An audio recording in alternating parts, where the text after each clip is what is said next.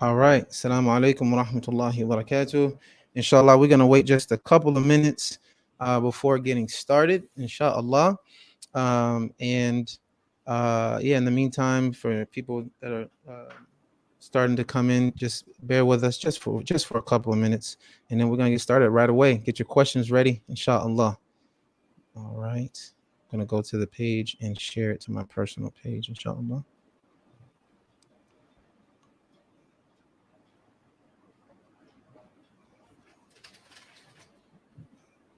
اللهم صل على سيدنا محمد وآله وصحبه وسلم. اللهم صل على سيدنا محمد وآله وصحبه وسلم. اللهم صل على سيدنا محمد وآله وصحبه وسلم.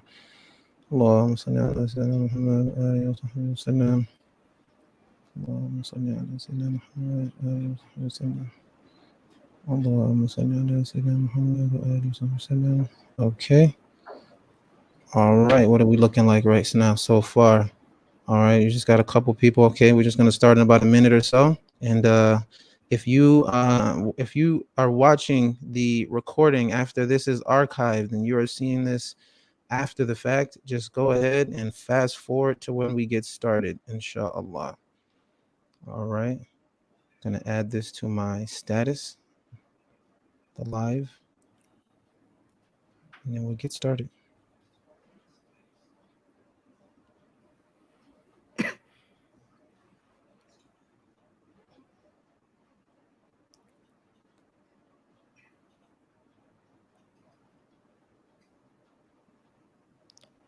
All right, Bismillah. All right, so we're just gonna go ahead and get started. Yusuf, can you have Yusuf keep an eye on the? Is he gonna be on Facebook or YouTube? You mean Yasser? Yeah, Yasser. Oh, Yasser. You said Yasser. Yeah. Yeah. He's on YouTube. He's on YouTube. Okay, so he can be our eyes for the YouTube questions, and I will open up Facebook on my end because sometimes it doesn't always like load everything right away. So I'll keep an eye out, inshallah, on my end. All right. Bismillah, alhamdulillah, as-salatu was-salamu ala rasulillah wa ala alihi wa sahbihi wa man walah. Allahumma alimna ma yanfa'una wa fa'na bima 'allamtana wa zidna ilman wa 'amalan mutaqabbalan ya arhamar rahimin. All right, we're going to get started, and throughout, inshallah, as people kind of trickle in, I will, just remind everyone what it is that we are discussing here and what our intentions are. So I'd like to start first and foremost with my intentions. My intentions here are to essentially provide information from a knowledgeable source, i.e., our guest here, Dr. Mannan, so that people on either side of the fence or anywhere in between on the spectrum can make an informed decision based on information from a credible source, right? And Alhamdulillah, I'm very fortunate to know to just happen to know a specialist in infectious diseases. Alhamdulillah. So that's a blessing. And so those are my intentions. And so inshallah, with that, we can go ahead, and I want to start with Dr. Mannan's bio, inshallah. So I'm pulling up your bio here. Yes. All right. Dr. Ghalib Mannan is board certified in both infectious disease and internal medicine, and is currently a practicing physician in Memphis, Tennessee. He has 30 years of experience in clinical practice. Dr. Mannan spent most of his childhood in schooling in Jeddah, Saudi Arabia, up to the 10th grade, where he received his basic Islamic education. He then moved to the United Kingdom for his 11th and 12th grade, and then entered medical school at the University of Wales College of Medicine in the United Kingdom. He moved to the United States in 1995 to continue his postgraduate training, where he did his internal medicine residency and fellowship in infectious diseases in Philadelphia, Pennsylvania.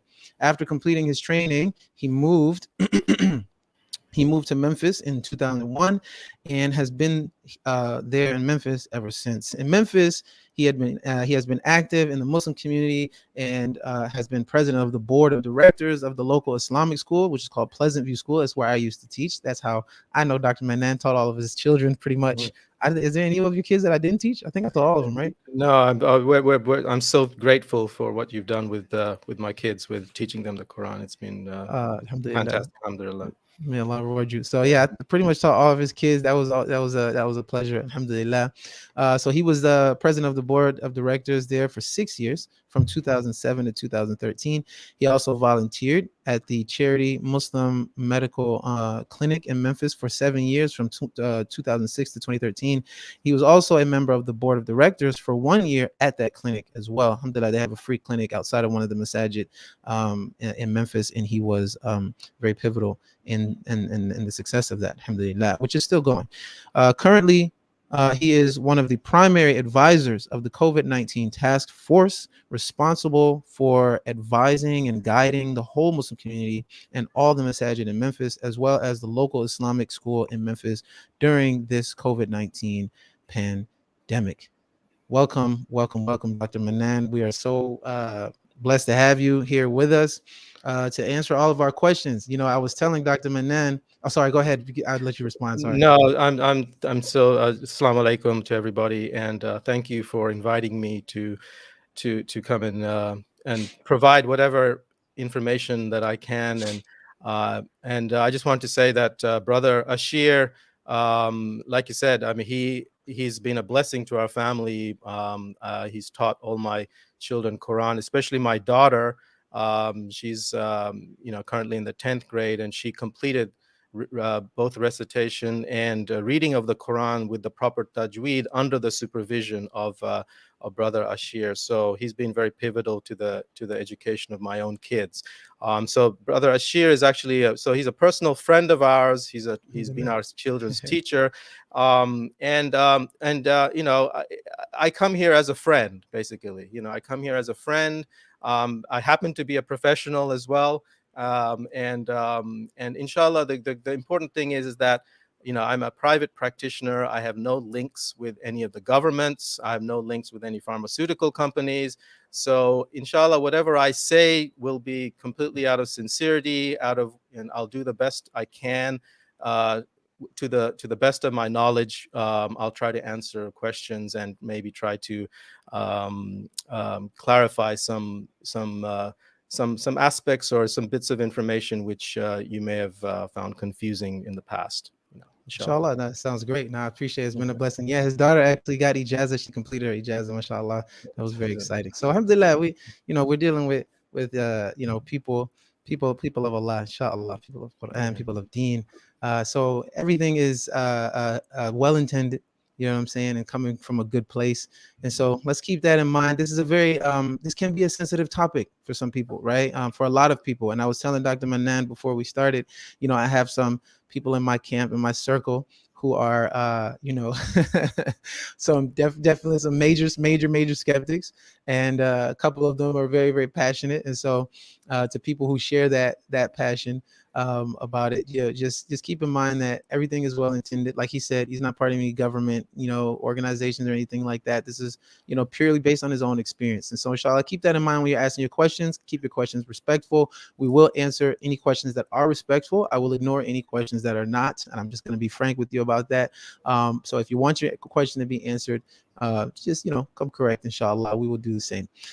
So that being said, inshallah, let's go ahead and get started. And yes, this is an interactive discussion, guys. So as we're going, go ahead and ask your questions. I will make note of them and answer them at the appropriate time, inshallah. If you ask something out of turn before we get to it, I'll just wait till we get to that, because you might ask a question that we already will address.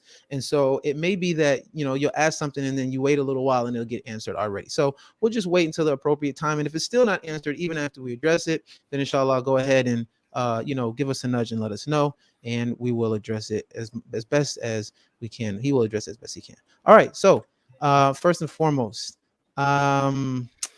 there's a lot of misinformation. This is what we want to kind of jump to, exactly what the issue at hand is. And this is why I asked you to come up here. Me and you had a very long conversation. We were on the phone for, I looked at the time, it was 45 minutes, a little over 45 minutes, talking about this very issue. I expressed some of my own concerns about it, my own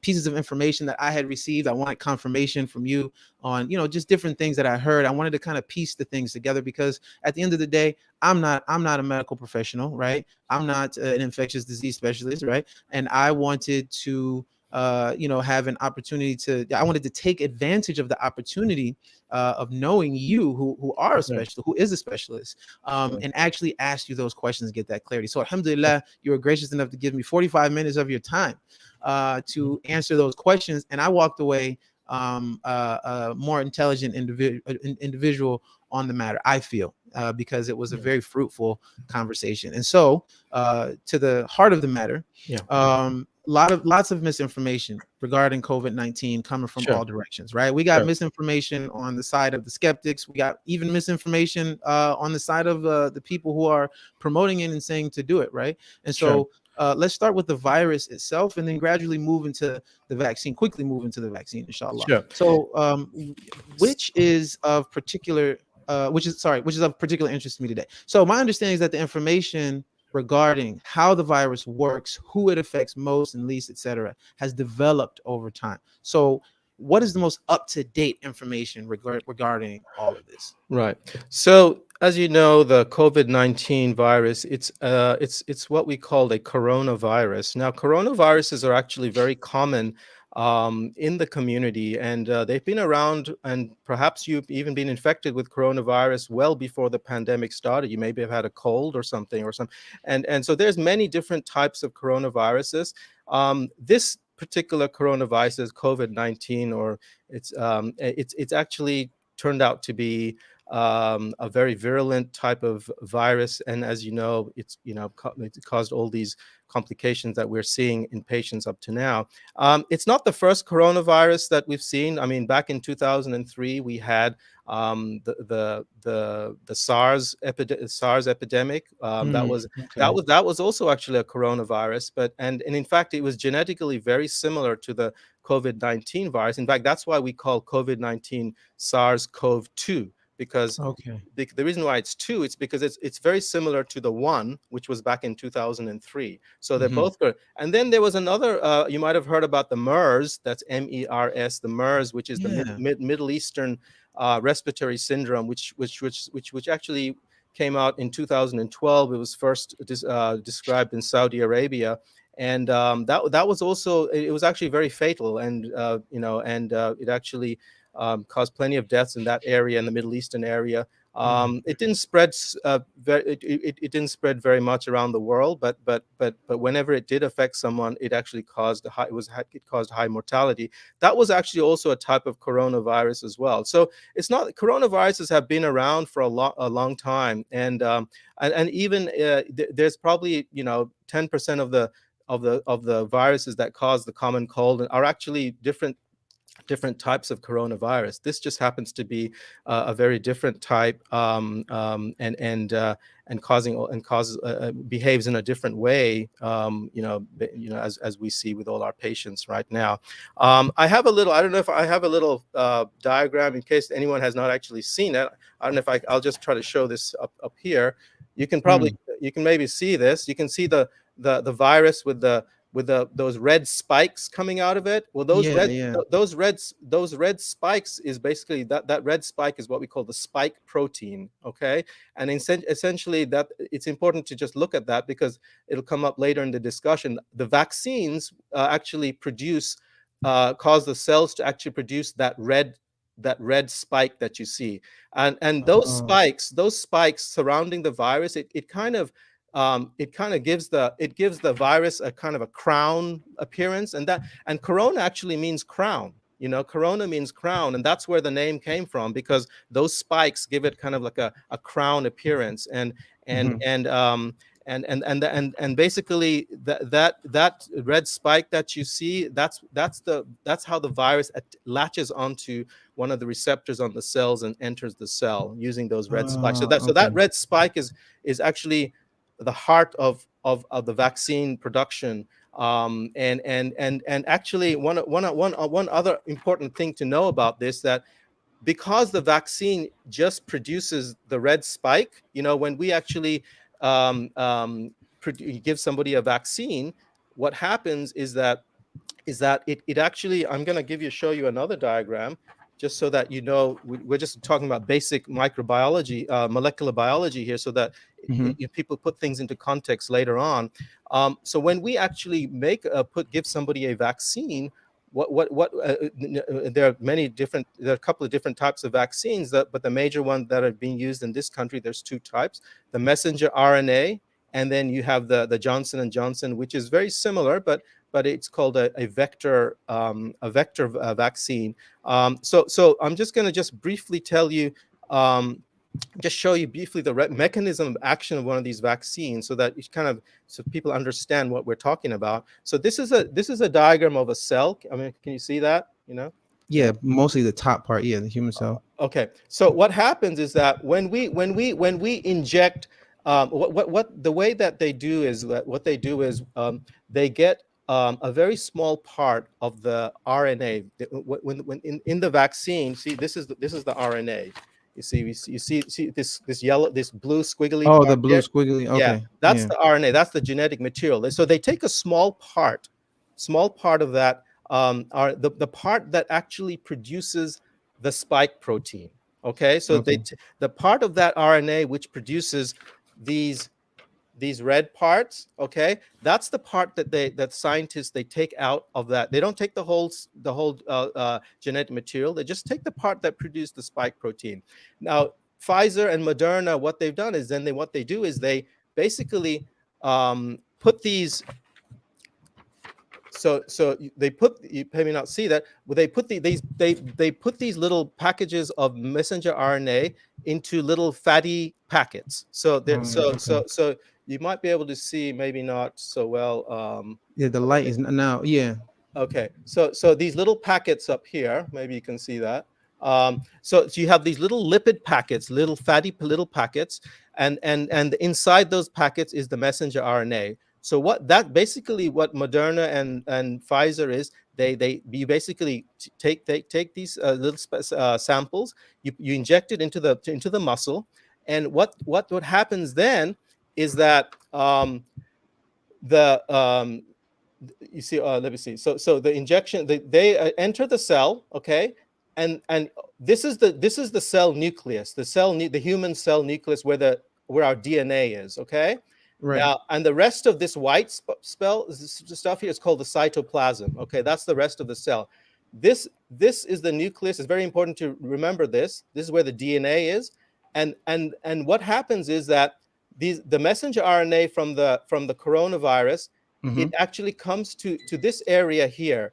Now, this is called the endoplasmic reticulum, and these little dots that you see here, okay, these dots are called ribosomes, and these ribosomes notice that they're outside the nucleus. They're not inside the nucleus. They're in the cytoplasm, and they are responsible for producing protein. And protein, in this case, they're responsible for producing the spike proteins. Okay, so what happens is that these little bits of the coronavirus, they go into the ribosome. The ribosome actually makes the spike protein, not the whole virus, just the spike protein. Okay, and what happens after that is, once it's produced the spike protein, the cell destroys the messenger RNA. So the messenger RNA never actually gets into the nucleus of the cell. And there was one of the concerns Yeah. amongst people is that whether Yeah. whether it alters our human DNA. Yeah. Yeah. Yeah, DNA. Yeah. it does not, because it never actually enters the nucleus in the first place. Okay, Yeah. the messenger RNA, all it does, it interacts with these ribosomes. The ribosomes produce the spike proteins. The spike protein then eventually travels out of the cell, and then once these spike proteins are actually in the circulation, that's what stimulates our immune system. Our immune system says, hey, there's a foreign body in here. Let's multiply and multiply our T cells and B cells and start producing antibodies. Okay, so that's what stimulates it. But the messenger RNA, once it's done its job, the cell breaks it down. So the messenger RNA does not stay in the cell. It actually gets broken down and eliminated by the cell, and it never actually enters into the nucleus itself, because that's an important. So it's important to understand that, because it's I know it's a detail, but unless you understand that detail, you won't misconceptions can occur. Okay. Right. Now, I was thinking about that when you were saying that about the DNA.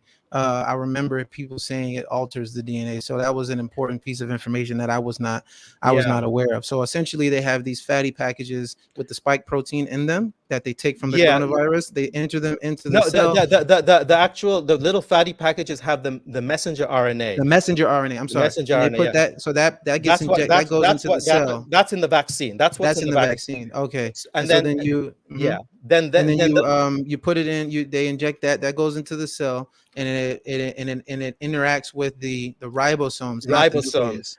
The ribosome. The ribosomes are located outside the nucleus. Outside of the nucleus, and then the cell, once it interacts with the ribosomes, it produces the cell protein. It produces spike protein. Once that happens, the cell destroys the messenger RNA of the and virus. It never enters the nucleus. Exactly. Is there any chance that it could enter the nucleus? No, is there a chance? Well, there's not a chance, because the cell it has various mechanisms for that not to happen, and they've studied this already. They've studied this in detail at the molecular, even before it went to clinical trials. They've studied this, and basically, there's been no evidence of any genetic change occurring, at the molecular level, and like I said, if we look at realistically, the vaccines, how many vaccines have been given? If we were 10 months into the campaign, 6 billion doses of vaccines have already been given worldwide. I mean, can you think about it? Just let that sink in. 6 billion, not million. I'm talking about 6 billion. I know in the 10 months. Now, the first 5 countries, the top 5 countries who've given the most vaccines are actually non-Muslim countries. China, number 1, USA, then we have India, then we have Brazil. These are the top, and Japan. These are the top 5 countries, and then the 6th country is Indonesia. So vast majority of vaccines have actually been given to non-Muslim countries, because I know there was a crazy. I was just in touch with some of my childhood school friends who are now settled in Pakistan, right? And there was a very, crazy kind of rumor that was spreading amongst the population in Pakistan. I mean, rumors are in every country. It's not just confined to the USA. One of the rumors that they had was that this is a Western conspiracy, okay?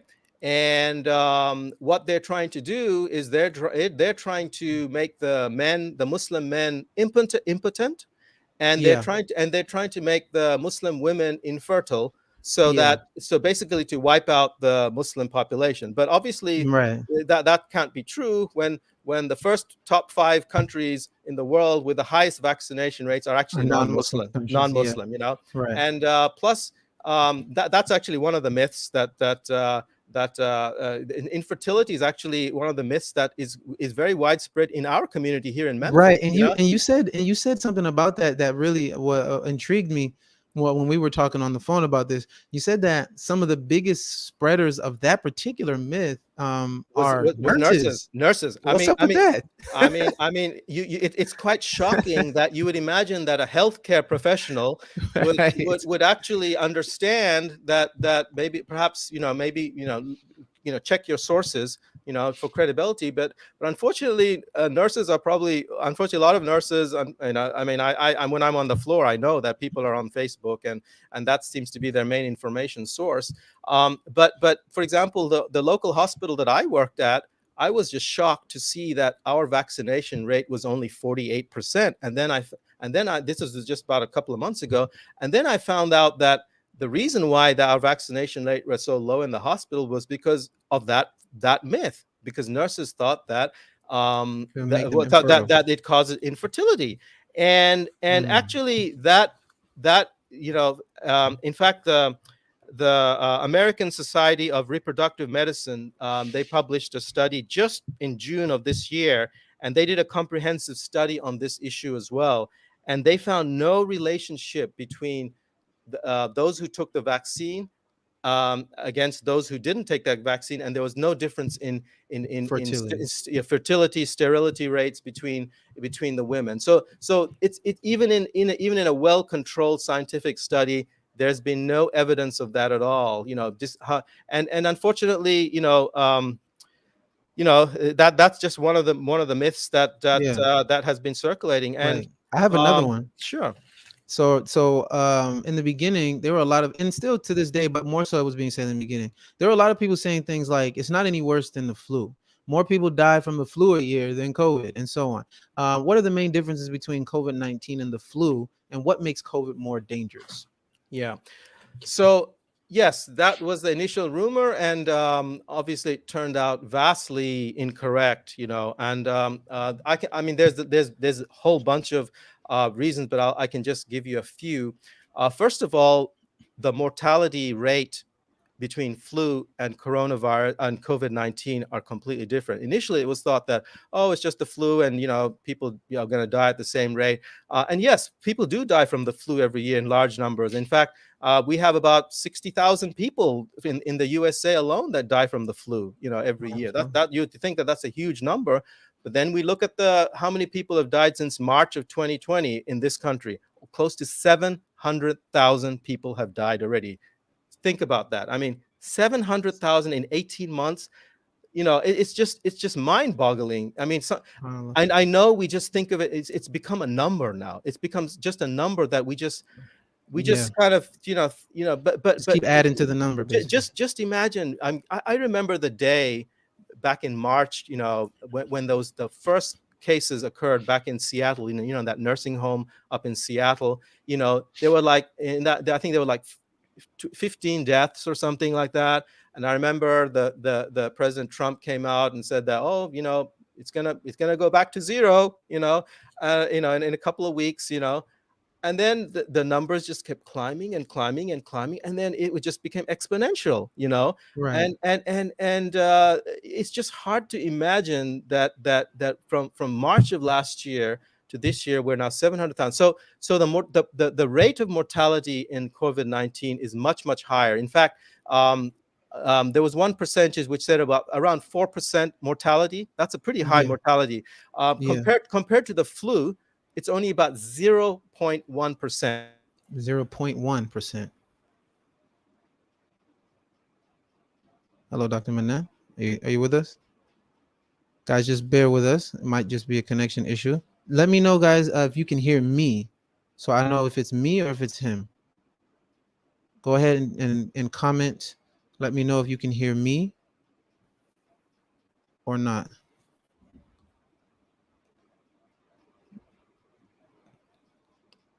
Go ahead and let me know, guys, in the comments. I'm going to message him right now. Just bear with us. Stay with us, inshallah.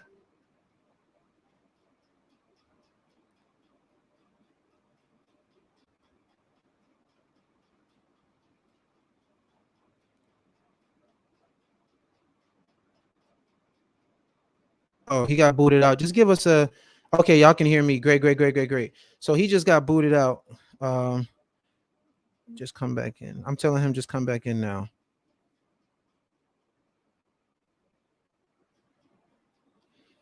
He'll be here in just a moment. I see your questions. I see your comments. And we will continue, inshallah. This is Dr. Ghalib Mannan, infectious disease specialist in Memphis, Tennessee. He's a good friend of mine. So like I said, taught his kids and everything, and we had a long conversation about this, and I just wanted him to share the information on here so that all you guys watching can make your own decisions, right? I wanted you guys to be able to making a more informed decision, you know, based on information coming from the source, coming from a person who is a specialist, as opposed to making a not so informed decision off of something you read on Google. So if you heard any information that made you afraid, that made you scared, ask that question when he hops back on, inshallah. Go ahead and ask that question, and we can oh, his Wi-Fi went down.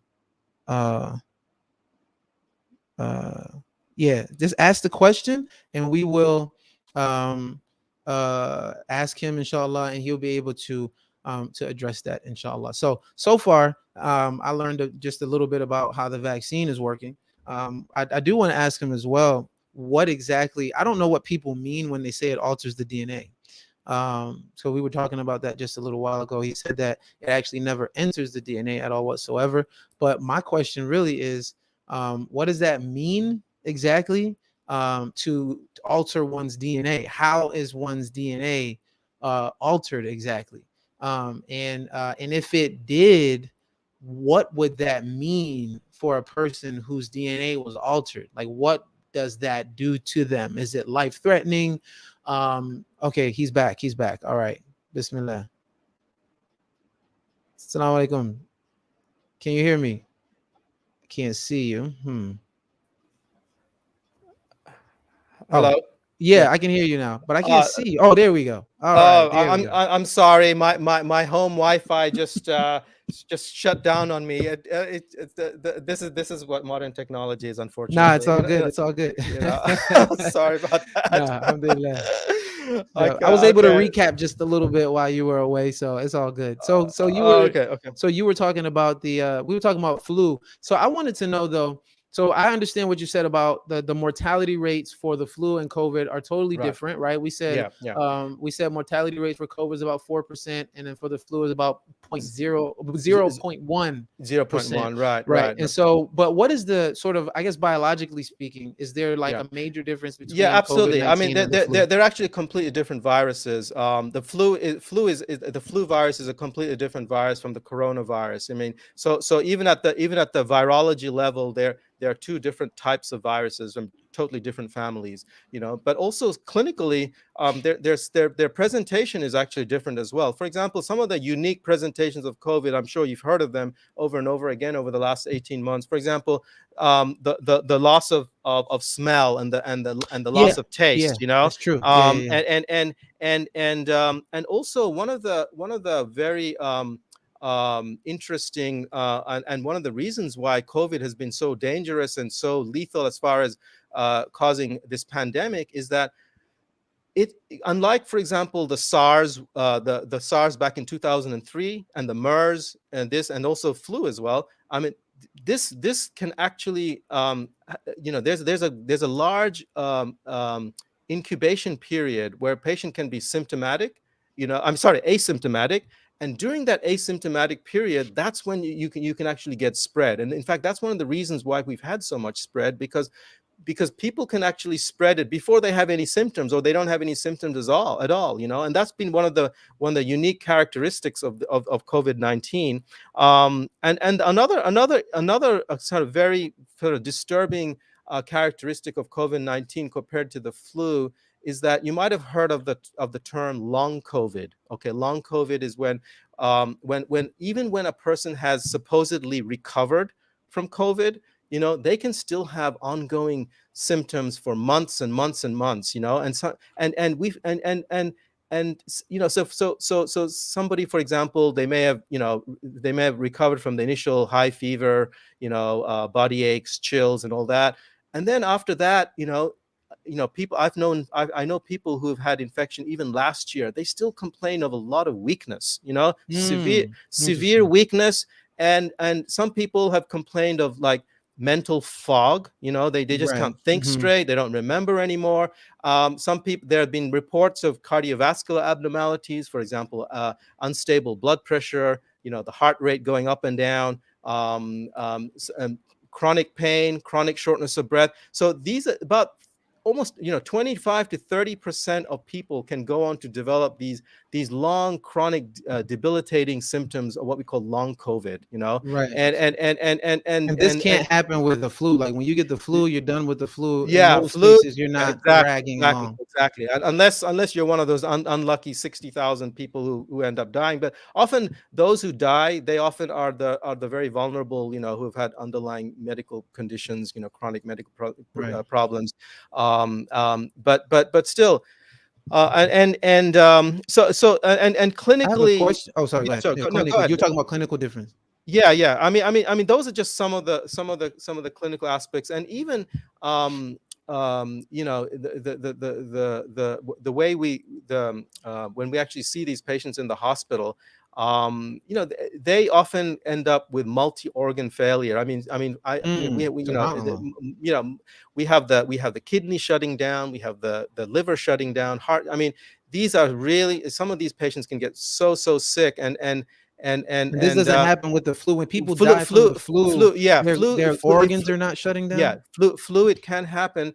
um, um, but we see this a lot more in these patients, COVID patients. and Yeah. actually in the flu, a lot of people die from you know, viral pneumonia, you know, severe viral pneumonia. Right. Yeah. But COVID, we see more of a whole systemic illness with this virus more commonly. You know, Right. Okay. people are forming blood clots. You know, that's Oh yeah. contribute Yeah. that's contributing to the Some of the overall. deaths. It's just a multi-organ kind of dysfunction, and due to Okay. severe inflammation. We're Right. still learning about the pathophysiology, but it's a multi. You know, the whole body is pretty much affected. You know, Yeah, yeah. definitely. Yeah. Okay, so a person, brother, one of our brothers from Memphis, actually, brother Faiz, he's Yeah. asking. He said recently he had COVID-19. Alhamdulillah, he's okay now. Does that mean that his immune system is stronger? And what are the chances of him getting COVID again, since he's Okay. been exposed to it already? So this question comes up quite often about if I've had the COVID infection, do I need to take the vaccine again? For example, am I immune? You know, so those questions. Right. Those, so I'll kind of answer that question in relation to the vaccine as well, because so when you do get a COVID infection, and you know, inshallah, if you recover from it like this brother did, yes, you will get some immunity, okay? Because and that will give you protection. The fact that you recovered means that your body has managed to produce some antibodies and you have recovered. Now, so the question then comes, do I need to get vaccinated?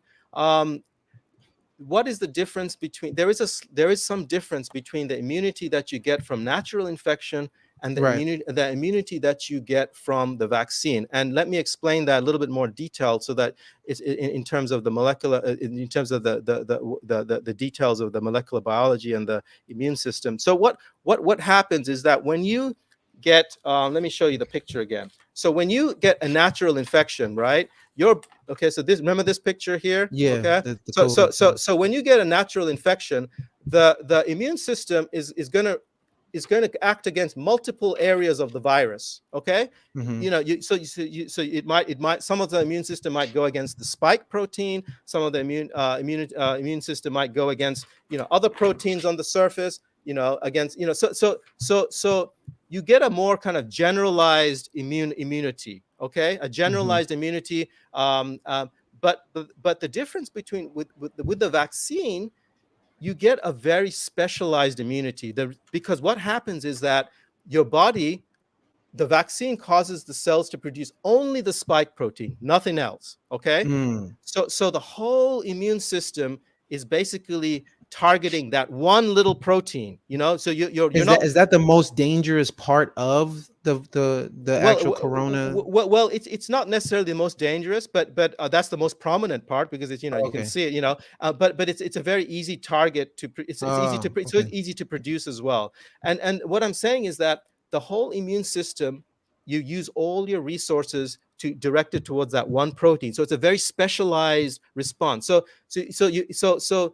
the immunity that you get from vaccination is actually much higher quality, because it's very specialized, and it's basically it's more efficient, and actually the immunity actually is thought to last longer as well. Now, just to kind of give you an idea, is imagine if you have a medical doctor, you know, you have a specialist, and you have a generalist, right? So Right. so you go to, if you have general problems, you go to your primary care problem. If you have a specialized problem, if you have a specific problem, you don't want to go to a generalist. You want to go somebody who is specialized in that area. Right. So Right. this is you can kind of, you think of it in that term, that the vaccine gives you a very, very specialized immunity, very high quality immunity. All your resources are directed towards that one spike protein. So you're not wasting resources on other proteins of the virus, and just That are having irrelevant. you're just having a Yeah. haphazard different types of antibodies,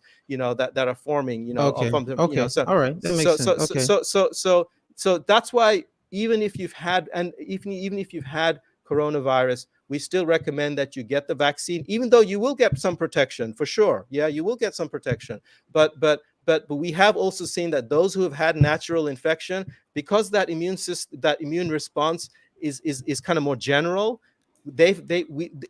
several months down the road, when the immunity kind of starts to wane, they've had second infections before, and we've seen people who Right. have had repeated infections over the course of 6 or 12 months. What's the difference between what's the difference between the reason why a person who is who gets reinfected after having had it and they're not vaccinated versus a person who is vaccinated and they get reinfected as well? Like, what is the difference between that? um so so so could you just repeat the question again, just one more time? So you said, like, a person builds some level of immunity after they Yeah, had the virus, right? yeah, But then they could experience some reinfection down the line. sure. When it comes to a person who's been vaccinated and they also get reinfected, what are the differences between the reasons for that? Because as we know, people who get vaccinated also get reinfected. People who Right. get both, somebody get both. I know somebody who got both and the booster and they still got infected. So, like, what are the differences between the reasons for, like, Right, for right. those, if there's a So so difference? so so so now, what originally, basically, one of the reasons why the people nowadays, with this Delta variant that we're seeing, the reason why the Delta variant is causing what we call breakthrough infections in people who are vaccinated, is that, I'm just going to explain this term called viral load. What happens is, with the Delta variant, the reason why Mhm. it's much, much more transmissible than the original variant, back in March of last year, that came out of Wuhan. The reason why the Delta variant is so much more transmissible is because it multiplies at a very, very high rate. Okay, so you get a very high replication rate and an extremely high viral load. So somebody who is infected with the current Delta variant, that's the one that's basically circulating in the United States right now. And what happens is that anybody that comes across that variant has an extremely high viral load in their body. In fact, there's been some studies that were done in China which showed that when somebody gets infected with the Delta variant, the viral load, meaning the amount of virus that's in them, is almost 1,200 times higher than what they saw in the original variant. Back in Mm, can you right. imagine? It's 1,200 times. So you have a massive viral load, and that's the reason why, that even if you have been vaccinated, there's still a possibility to get infected. And we have seen. I mean, we've all seen people that even after they get vaccinated, they've had some the infection, because what happens is that the viral load is so high that even your antibody that you have developed from the vaccines can get overwhelmed. But this lasts for a very short period of time. The difference between a vaccinated person and an unvaccinated person in that situation is that when you are vaccinated, yes, you can still get infected. Your viral load can be very high, but it only lasts for a short period of time. For example, a couple of days, for example, 2 or 3 days, and then your immune system, because it's already primed by the vaccine, it can eventually just take control. And that's why vaccinated people, when they do get infected, it's usually mild symptoms for a couple of days, then they recover. The problem with the unvaccinated person is that because they have no protection at all, inside them, they don't have any antibodies, they don't have any activated memory cells, T cells, and to fight the virus. What happens is that when the virus that high viral load of that Delta variant, infects them, they don't have that backup. They don't have the primed immune system to eventually take control of this virus. So what happens? The virus just keeps multiplying, and the disease progresses. And that's, Right. as a clinician, I take care of COVID patients every day, and those are the type of patients that we're seeing in the hospital now. Right. 99% of the people that are in the hospital that are severely ill are unvaccinated You know, because of I that had a reason. you're right. I had a question about that. I thought about that. Yeah. So do we know whether or not these are unvaccinated people who chose not to get vaccinated, even though they're like eligible, like they don't have any pre-existing conditions? It wasn't like I can't get vaccinated. It was I can, but I'm choosing not to, versus people who are unvaccinated because they have pre-existing conditions. Do we have any statistics on that? Like, Yeah. because I feel like because the reason why I'm gonna tell you the reason why I asked this is because for those who say that fact that you just said, right?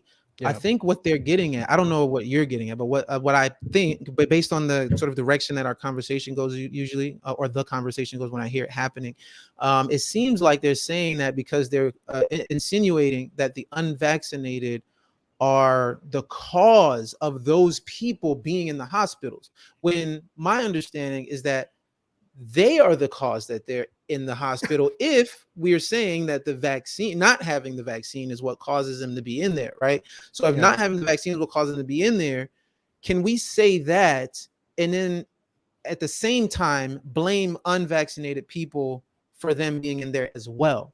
Like, is that not Yeah. a contradiction? Yeah. Well, I'll tell you from personal experience, because obviously I see these patients and I talk to them every day, and you know, unfortunately, there are many reasons why people don't get vaccinated, and some of them are political. You know, as I don't want to get too much into that, but if you look at the map of the United States, the largest unvaccinated areas, states, are really the ones in the South. Tennessee, Alabama, Arkansas. All these areas in the South and the Southeast are actually the highest unvaccinated rates, and actually a lot of these, as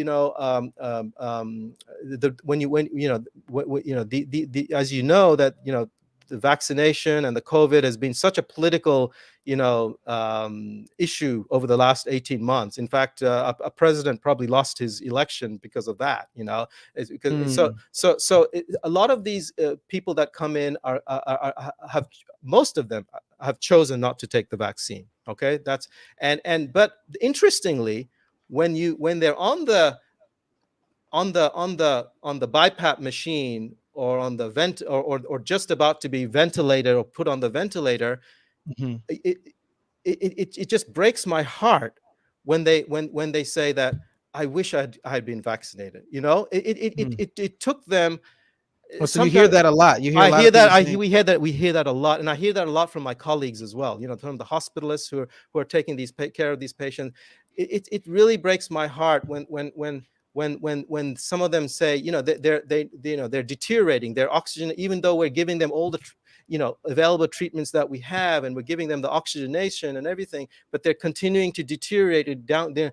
Then they just they just said, I just wish that I had the vaccination. I mean, you know you just don't know what to say then, just for and yeah, all I can hope is that the family members or their friends will then say that maybe we should take the vaccination, because right, of what our loved one is going through, or our friend is going through, right. but this is what I see in the clinic, and my colleagues see that as well.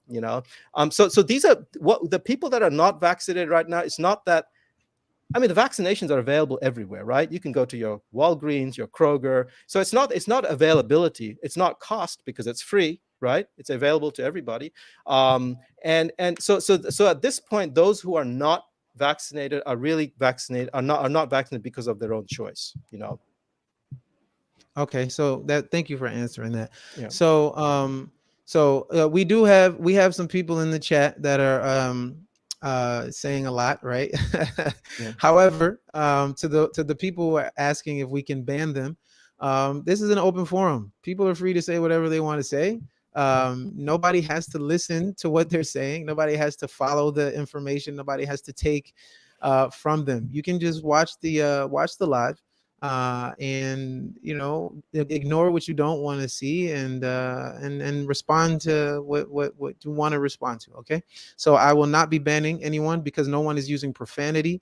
No one's making personal attacks. If somebody makes any personal attacks or uses profanity, absolutely, I will put them in what's called timeout. Yeah. There's actually a timeout feature here, but nobody's been cursing and nobody's been making personal threats or anything. They're just speaking their minds. All right. So I will not be banning anyone. Sorry about no, I'm not sorry Yeah. about that. So, Yeah. anyways, so there are those who believe that the extent of the pandemic is to an extent being sensationalized in the media. Is there any level of truth to that statement? Right. Was there at any point that you heard something in the news about the virus or the vaccine that made you think, that's not true, or that's not the whole truth, or anything of that nature? Was there any point where you felt like there's a bit sensationalization happening here? Yeah. Well, the media, I think you have to be, yes, you have to be careful about what media outlet you look at, because obviously the media in this country, pretty much every country but this country in particular is very polarized. You do have political leaning towards one side or the other, Right. So the way I look at the media, for example, I try to ignore people's personal opinions, and unless it's somebody that I feel is medically qualified, or someone that but I try to focus more on the medical data that they present in the media. So I mean, sometimes they're very good. They provide the results of studies. They provide, for example, there's some of the media, they actually provide the number of new cases, the number Right. of deaths.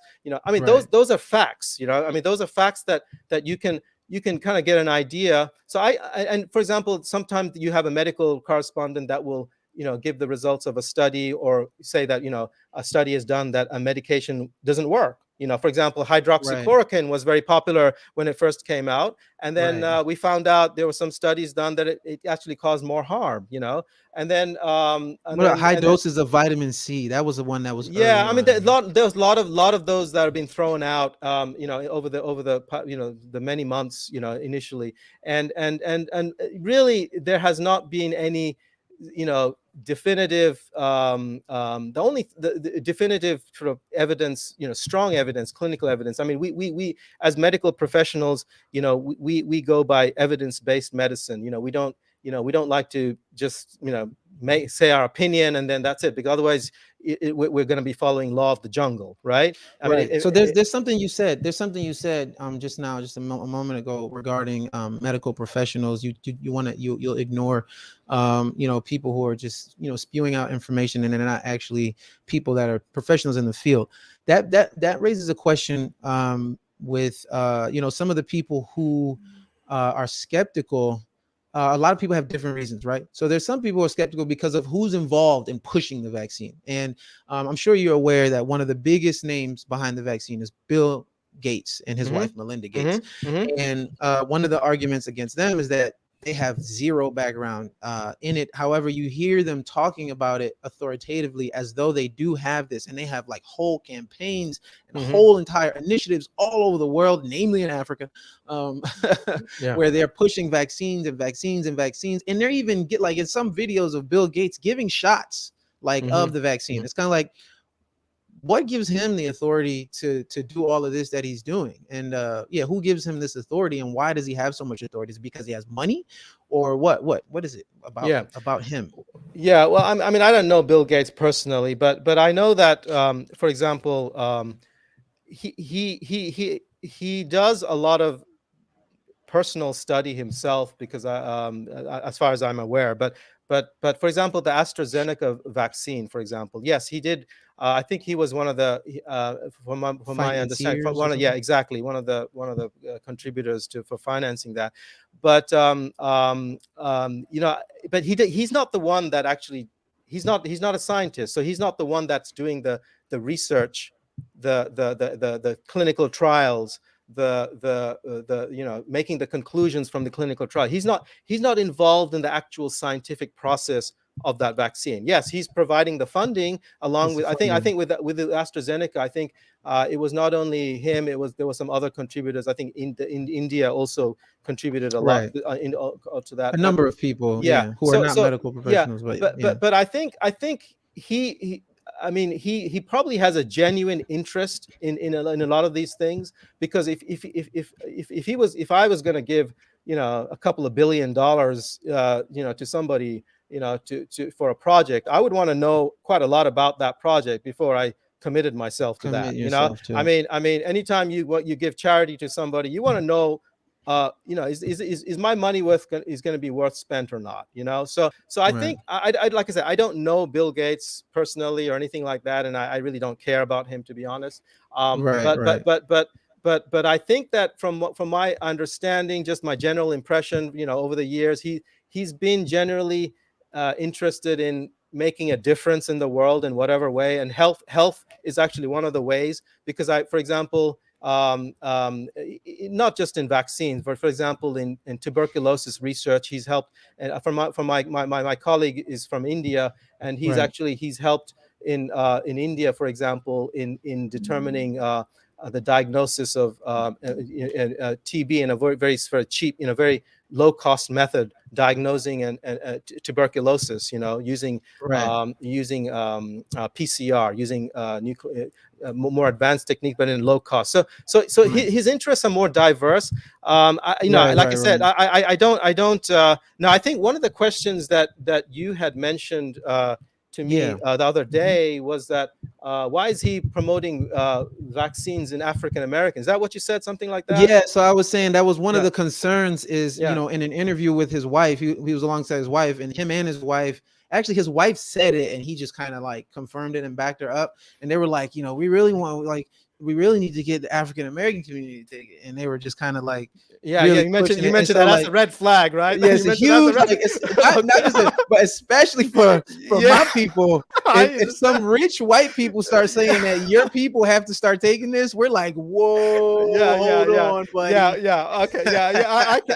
I can totally understand where you're coming from, especially when, you know, with the, you know, centuries of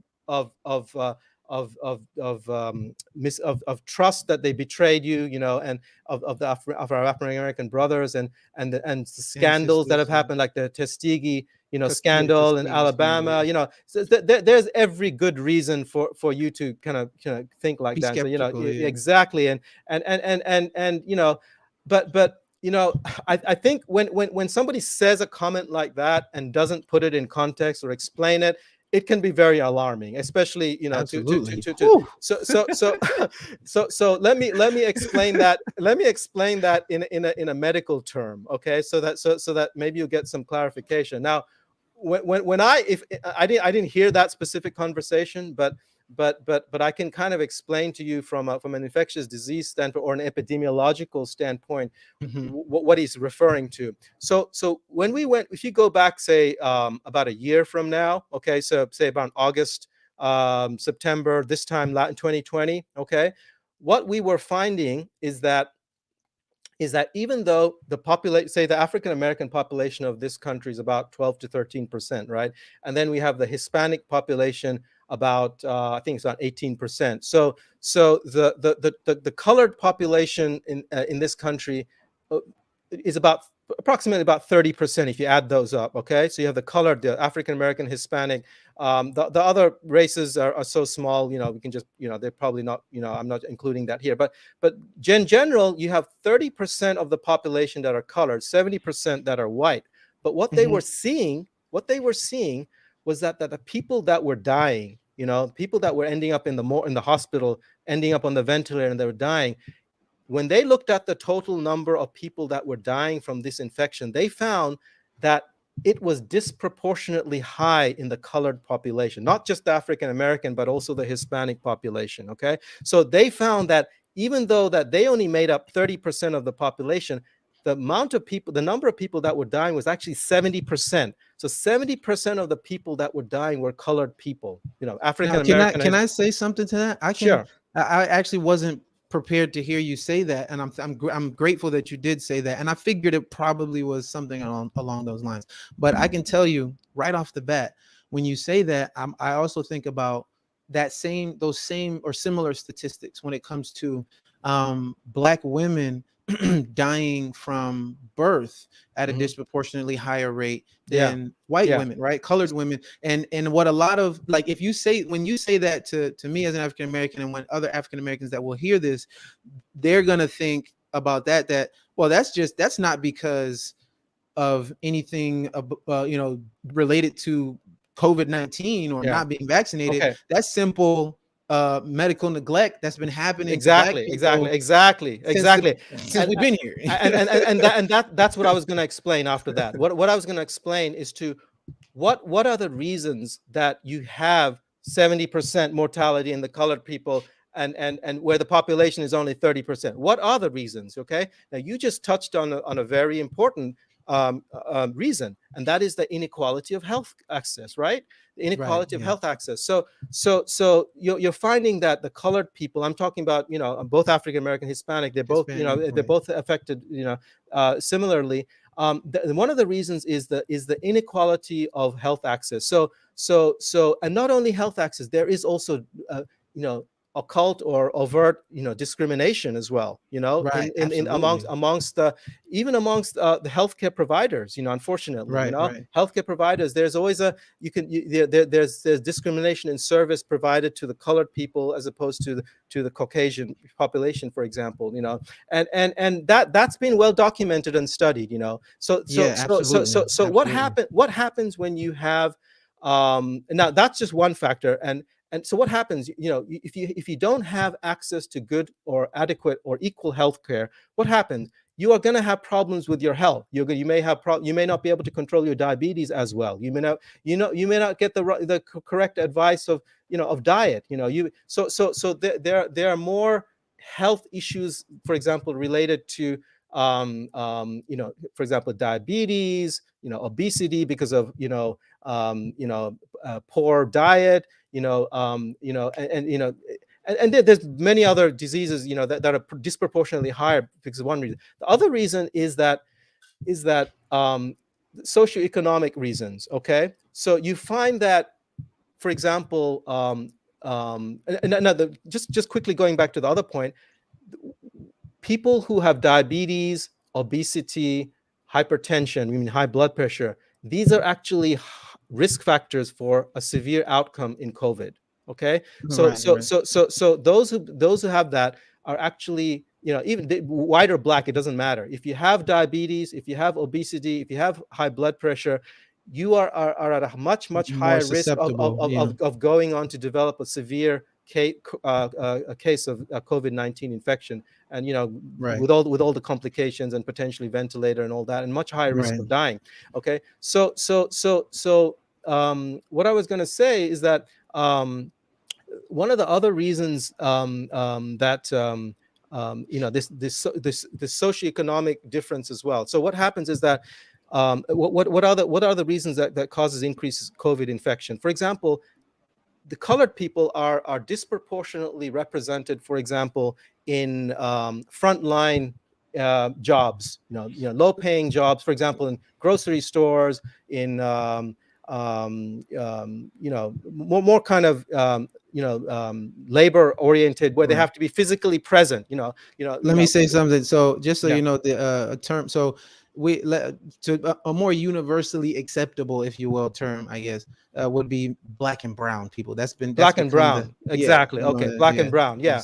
yeah, Exactly. So black and brown, you find them, they're doing the kind of jobs that require physical presence in the office. For example, when we were all locked down, most of us, a lot of us were just kind of doing a lot of the people are just doing work from home online because they can afford it, right?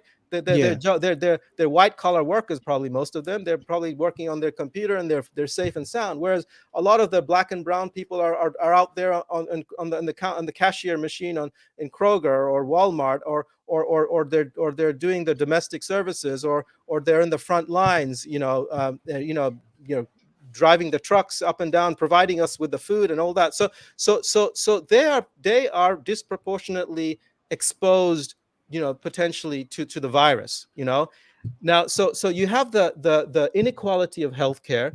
You have the distribution of the kind of jobs that people do, right, is different, in black and brown people.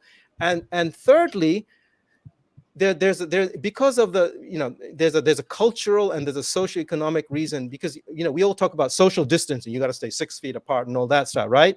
But traditionally, you probably experienced that, because I think you probably live in a household where there's like, what, 3 generations you live in. We used to live in it, I think. I was at it for some time with my For parents. some time, yeah. We did have 3 generations. Yeah. Well, that's very common. That's very common Yeah, in black and brown. brown houses. Yeah, You have multi generations living in the same household. It could be a cultural reason, or it could be an economic reason, right? Because right, it's right. maybe because their incomes are not that great, so it's much cheaper to everybody to live together, or it's just that simply that's how people live. I know back home. I mean, I'm from Bangladesh, right? I'm originally from Bangladesh, and I know, the extended family is part of our culture, right? Yeah, I'm in Senegal right now, and it's very Yeah, common here yeah, that you have extended family. I mean, multi-generations. Yeah, coming here, it's actually a cultural shock for many of those people from the East that come here, and they feel, oh my gosh, I mean, you live like you live like a prince, but you die like a dog, right? Because you die interesting. alone. You die alone, because of nobody cares about you when you're old, right? So that extended, there's a cultural aspect, that some people are used to, that they live together. And what happens when you have 3 generations living in the same household? If somebody gets infected, everybody gets infected. And then who are the most vulnerable? The grandpa, the grandma, right? And Right, right. so because of that in itself can be a reason why viruses can be spread more widely within that community, because of the fact that there's a higher Yeah, chance that they live right, together in right. multi-generational houses. So Right. No, so yeah, I appreciate you clarifying that, but yeah, I wanted to clarify for our viewers yeah, that, especially when it comes to black and brown people, yeah. I think that, because the thing is here's the thing. There's a feud happening, right, between the unvaccinated and the vaccinated, right? Okay. The vaccinated are blaming the unvaccinated for being the cause of the pandemic staying and not going away and boop boop boop and all this stuff, right? And from amongst those people who are unvaccinated, you have many of them being African American, right? And it's like, I just want people to understand that all unvaccinated people are not equal in their reasoning, right? Absolutely, Everybody's not absolutely, the same. And so absolutely.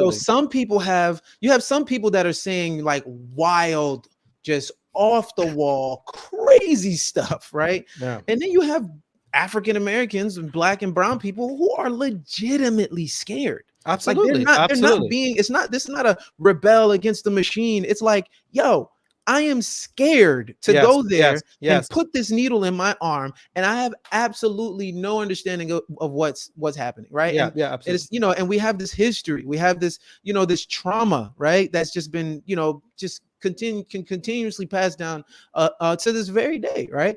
And Yeah. so it's like when you talk about like the Tuskegee experiments, and like people forget, like these things did not happen that long ago. We have people alive Yes, yes, that were, absolutely. you know what I'm saying, like today, And that's who were that around. and that's why I don't blame a lot of the hesitancy out there. Yeah, yeah, And when the point, that's a very important point that you mentioned. So when people actually, you know when you know, I totally disagree with, you know, just saying that, oh, unvaccinated people are evil and they should, they're causing the problem, they're problem makers. I don't, you know, that is definitely not the approach that I take, and I definitely, you know, don't agree with that at all, because they're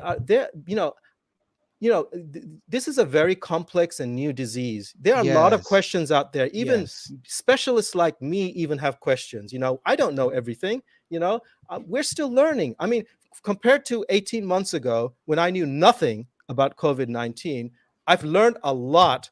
And obviously, because I'm reading all the time, I'm experiencing it every day. You know, I'm still learning as well. So when somebody, and so I'm not surprised that people who are not doctors or medical specialists or whatever, I'm not surprised that they have questions and concerns, right? I mean, if I have questions and concerns, why should they not have questions and concerns as well, Thank you. No, I right? appreciate You that. know, Appreciate and that. so Yes. the purpose for one of the purposes of this podcast is I'm, to the best of my knowledge and to sincerity, I mean, you're my friend, and you know, Muslim brother, and you know, and you know, I'm just trying to give you the most accurate information that I Yeah. know of, you know, Yeah. and Yeah. And I appreciate that. Yeah. I have no agenda here. I'm a private Right. practitioner. I don't care about the government. I don't care about the pharmaceutical companies. I mean, I have no.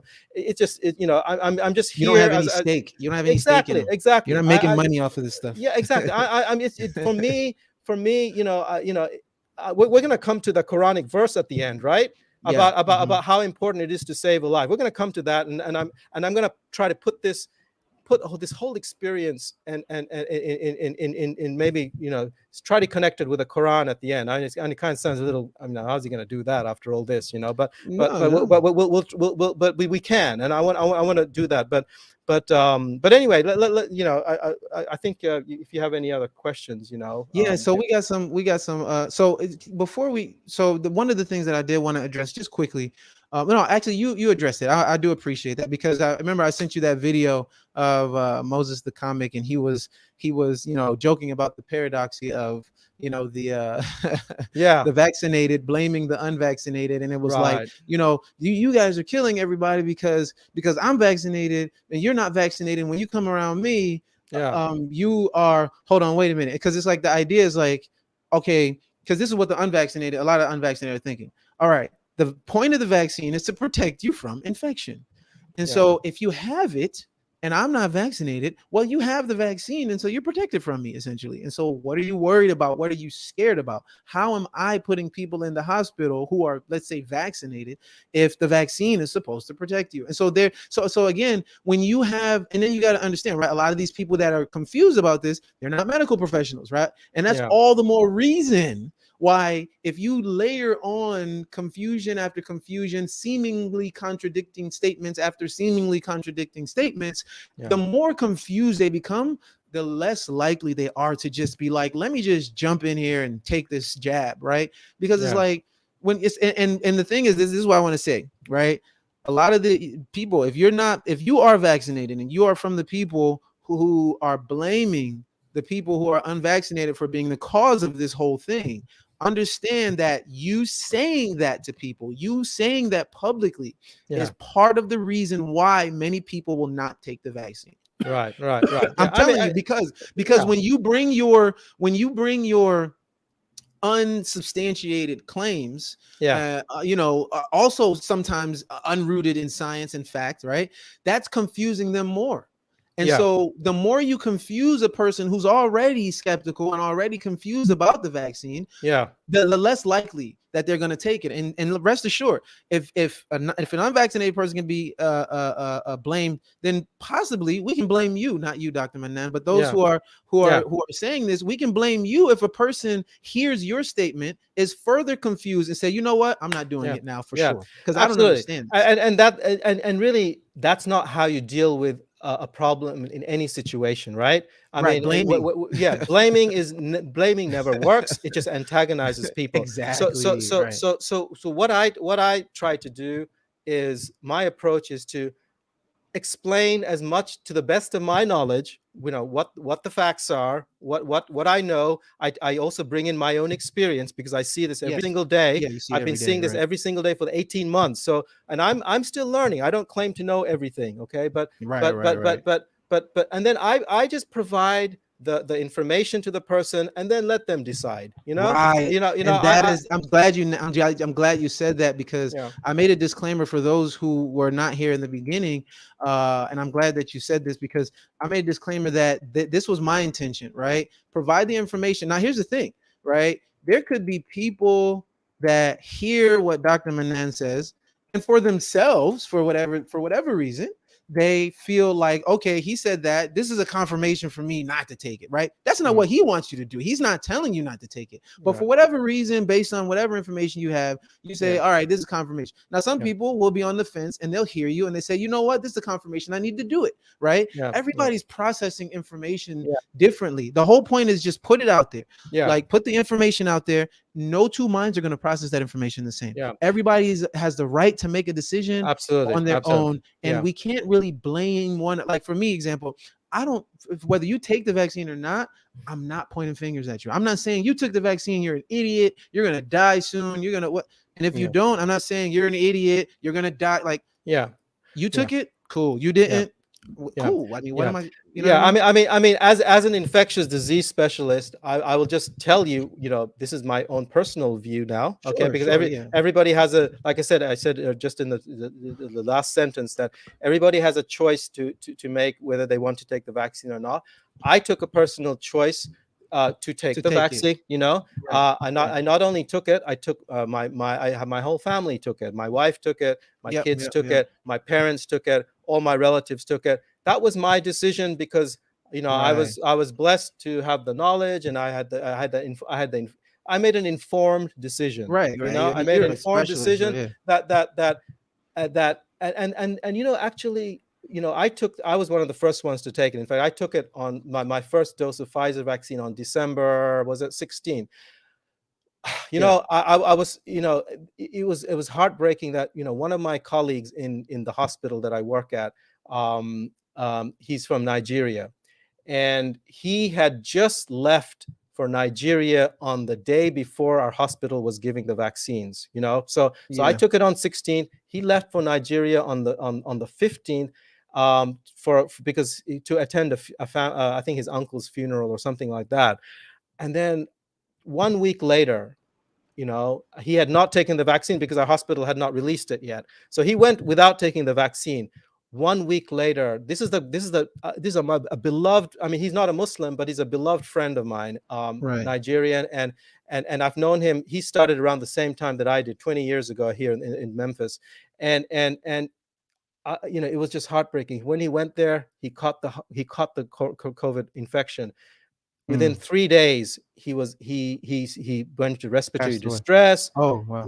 And the hospital that he had did not have a ventilator, and he literally died, like 48 hours after he got sick. He died. It was such a shock to all of us in our hospital. I mean, he was such a beloved doctor.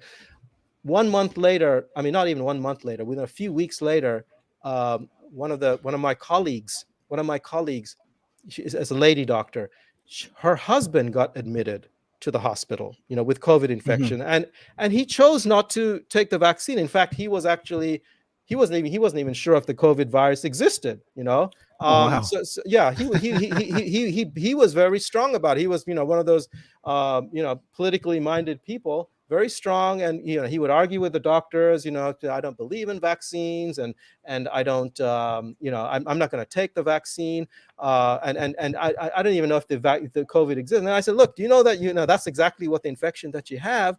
And so unfortunately, you know what? I mean, it was so sad, because, like I said, this is a spouse of a doctor. Okay, he's not a doctor himself. The patient is not a doctor himself, but he's a spouse of a doctor. He's the spouse of a doctor. So even his spouse could not convince him. But he stayed in the hospital for 1.5 months, And I just saw, the gradual deterioration during that time, increasing oxygen requirement despite everything that we're throwing the kitchen sink at him, everything that we Wow. have, everything that we know, all I've the heard knowledge about that, these yeah. situations. And then, if his oxygen requirement is, every week was getting worse and worse and worse. And eventually he ended up in the ICU about 4 weeks into his hospitalization. Then he ended up on the ventilator, and then his oxygen even on the ventilator, his oxygen saturation wasn't keeping up. And then, after 1.5 months of, can you imagine? It was like the slow torture, and I felt so sorry because his husband, the patient's wife is my colleague, and I've known her for almost 20 years as well. And eventually he passed away, he passed away. And what I'm seeing, and I can tell you, this is from my own clinical experience, and what I'm seeing in the hospital now with the Delta variant is that, yeah, I wanted you to talk about that as yeah, well. but Yeah. we, like I said, last week at our hospital, we had almost 110 COVID patients. Okay, 110 COVID patients in the hospital. Out of this is a hospital of about 300 beds, and so 110. So that almost 1/3 of the hospital was full of COVID patients. Of that, a good proportion of them were in the step down or ICU, meaning they were requiring high oxygen levels or they were on the ventilator. And Is this the case right now? I'm hearing people. There's it's people in the coming down. chat. No, It's coming down now. it's coming down. It's improving, definitely. This is Delta's been around for about a couple of months now, so we've seen a lot. Unfortunately, we've seen a lot of deaths in the last couple of months. It's like a high peak, but alhamdulillah, it's coming down. Coming down. Yeah. So hospitals are not full anymore. Those situation is improving right now. As of a couple of days ago, we had 60 patients.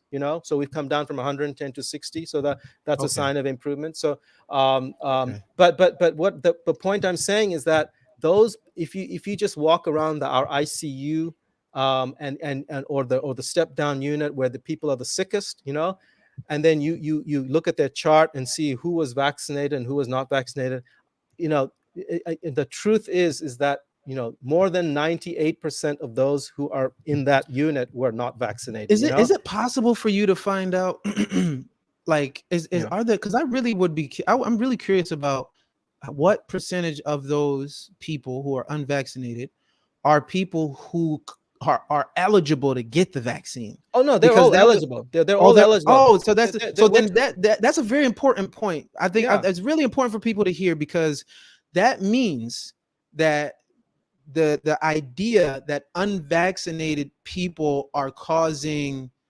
vulnerable unvaccinated people who are not eligible, because this is the argument that's being made, is that they're causing like uneligible people to be hospitalized. So you're saying pretty much the majority of them are people who are eligible. So these are people who made a conscious decision, a personal choice to not take the vaccine, and it resulted in them, unfortunately, being extremely sick and in some cases dying. Now, I'm not saying it's better. I'm not saying it's horrible for anyone to die. I'm not saying that. But it's just important that when people start throwing around the blame game, that they get their facts right. Because in this, as Muslims especially, we don't promote false information on any side, right? We don't want the false information on the side of the skeptics, but we also don't want the false information and the fear mongering on the side of those who advocate for the vaccine. So I just think that's a really important point to show that we can stop blaming the unvaccinated people for the high number of unvaccinated people being in the hospital, because each of them is responsible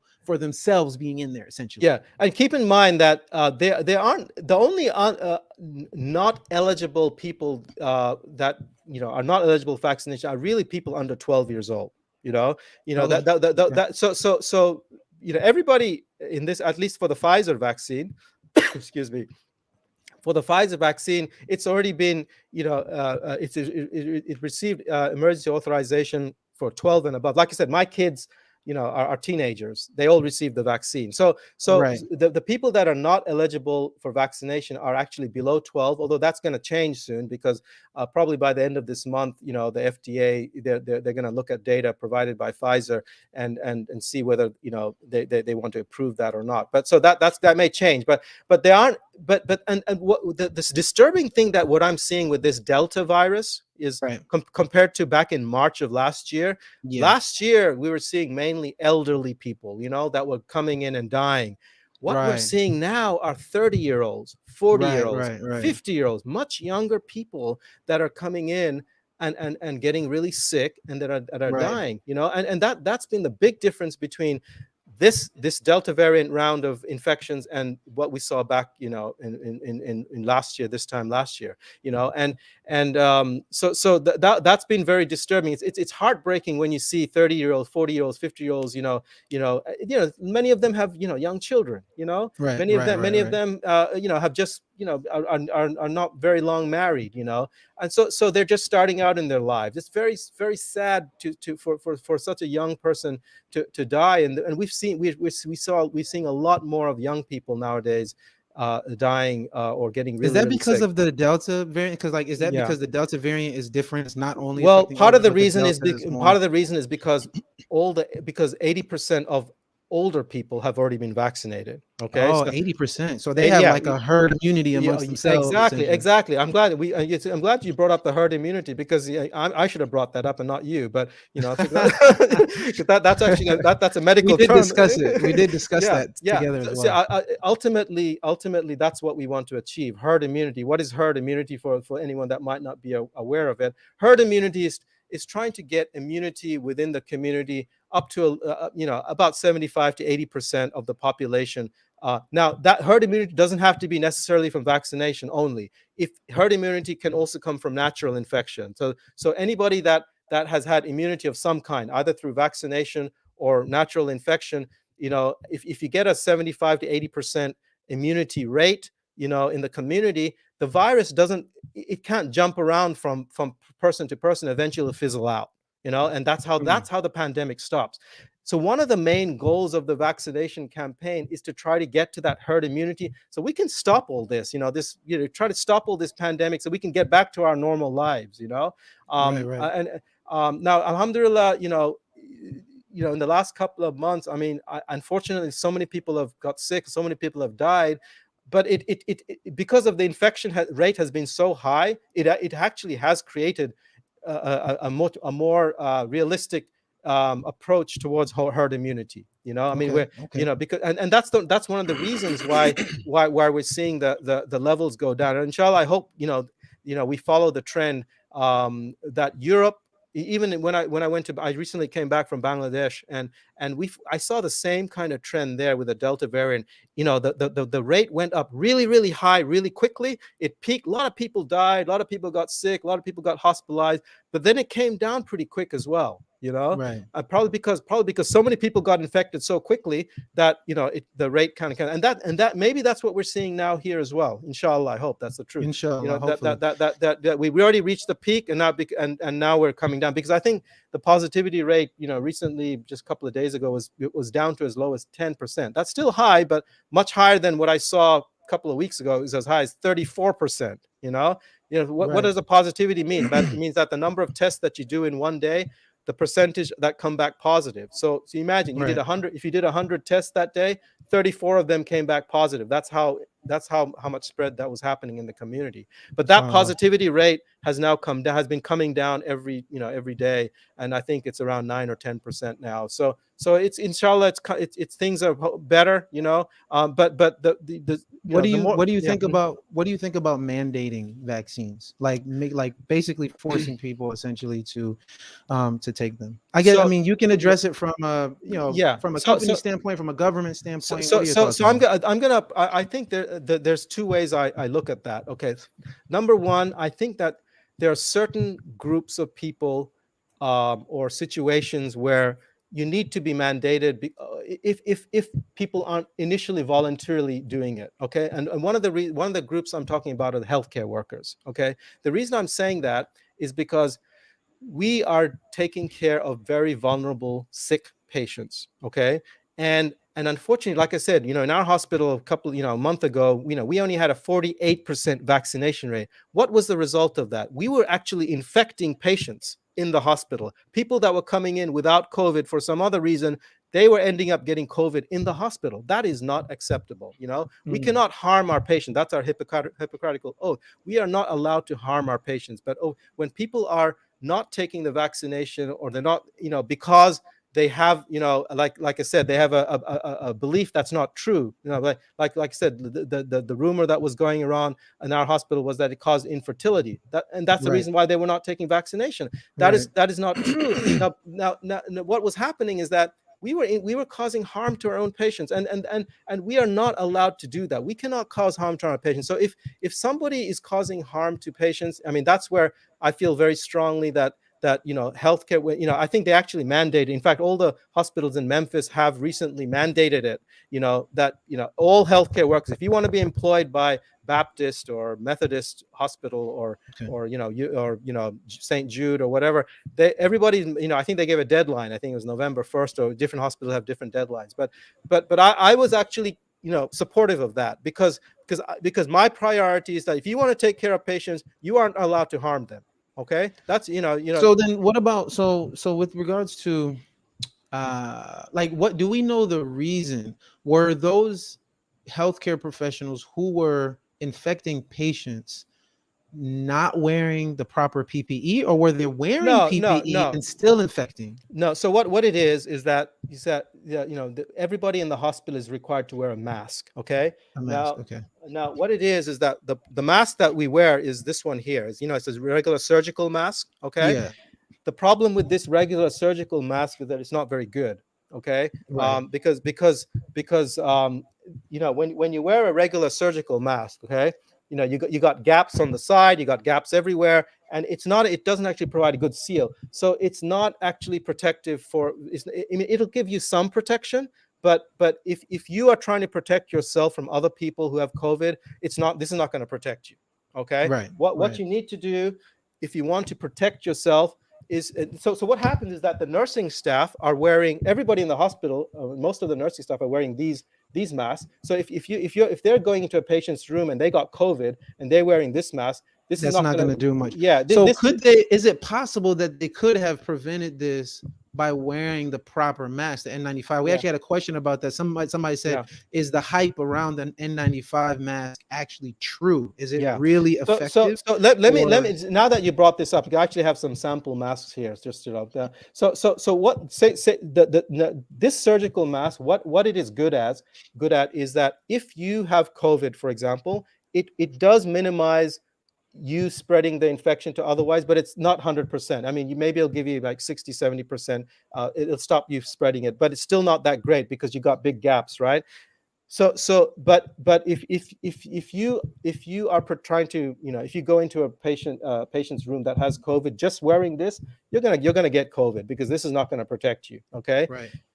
So it's a couple of things that I recommend people to do is that you have different choices. Now, the common one is the KN95, right? You probably have seen this. Okay. Yeah, the KN95, okay? KN95. Okay. So this one you can just kind of put on, and this one, the difference between this one and the surgical mask, that it provides protection both ways. This way and that way. Okay. So and not only that, if you look at it, it actually provides a pretty tight seal. It provides a pretty tight seal, so you don't have air leaking out from the sides as much. Okay. So that's one of the reasons. So two reasons: it provides a good seal, and secondly, it provides protection both ways. Okay. The other option that you have, which it looks a little bit funny, is the N95, but I would recommend this type, the duckbill type. Okay. So this one is, you've got a strap. You put the strap around your back, and then you kind of can. It kind of looks funny because it looks like you look like a duckbill, but it's very comfortable. It's very comfortable. It's comfortable. Okay. Because it's like wider too, it seems. Yeah, there's a lot of space to breathe in it. There's a lot of space to breathe in it. Now you might have also seen this type. I would not recommend wearing this. You find this in hospitals mainly. I sometimes wear this for a short period of time when I go to Kroger, but that one is really uncomfortable. It's very painful to the nose. I wouldn't recommend wearing that. Sometimes we wear that in the hospital. Is it possible that those healthcare workers could have not spread the virus had they worn the proper PPE without Absolutely. taking the vaccine. Like if they hadn't taken Yes. the vaccine, but they wore the right mask, could Yeah. they not have? Could they have prevented that? Now, when we know a patient is positive for COVID, everyone wears the proper, PPE. They're gowned up, they wear the N95, masks, gloves, everything. Head. Head to toe. So the problem is that it's very difficult to, you can't wear that all day on the regular floors.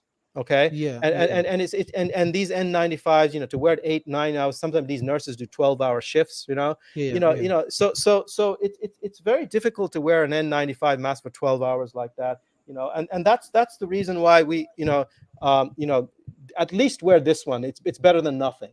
Okay. Right, right. So, but still, because COVID is so infectious, patients are still getting infected. But anyway, the point I was trying to make at the beginning is that about your mandate question is Yeah, that we yeah. kind of got off track. We started talking about masks, but Yeah, but because but I was only saying because you had brought up the fact that yeah. your reasoning for supporting it in hospital settings or in Yeah. healthcare settings was So because yeah. nurses were So infecting patients. so another situation where for example I would probably mandate it, for example, possibly maybe this is more controversial. I would say, teachers who are looking after children, maybe that might be one area.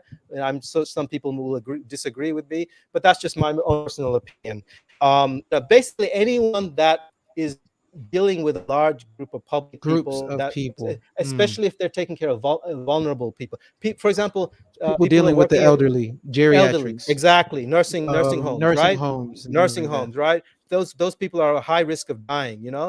So I think selected groups, I think mandates are good. Now the only other situation where I might be okay with a mandate if it comes at a national level is, for example, if nobody cared about these rules, masks, there was situation was out of control, people, the hospitals were getting overflowing, and there was absolutely no way that we were going to achieve herd immunity, without either everybody dying from infection or by Yeah. vaccination. Oh my So yeah, you can achieve herd immunity by not vaccinating anybody and just let the virus just run free, but you're going to get a lot of deaths. You're going to Right, get a kind of hell like of a some lot of of the deaths. Yeah, plagues lots and lots of deaths. Exactly. in the I mean, past. yeah, exactly. You may eventually get. That's the problem with getting herd immunity through natural infection. You can eventually get that, but there's too many people. You're going to millions and millions of people will die before you Actually, get and herd one of our immunity. commenters said natural vaccination is 13% more accurate than vaccines. 13% more accurate. Yeah, I'm not sure what that means, but I didn't know what it meant either, but yeah, it was up there. I just wanted to mention. So yeah, but so yeah. somebody said, would you agree with mandating imams of masajid to get in? You know, um, I think that any leader,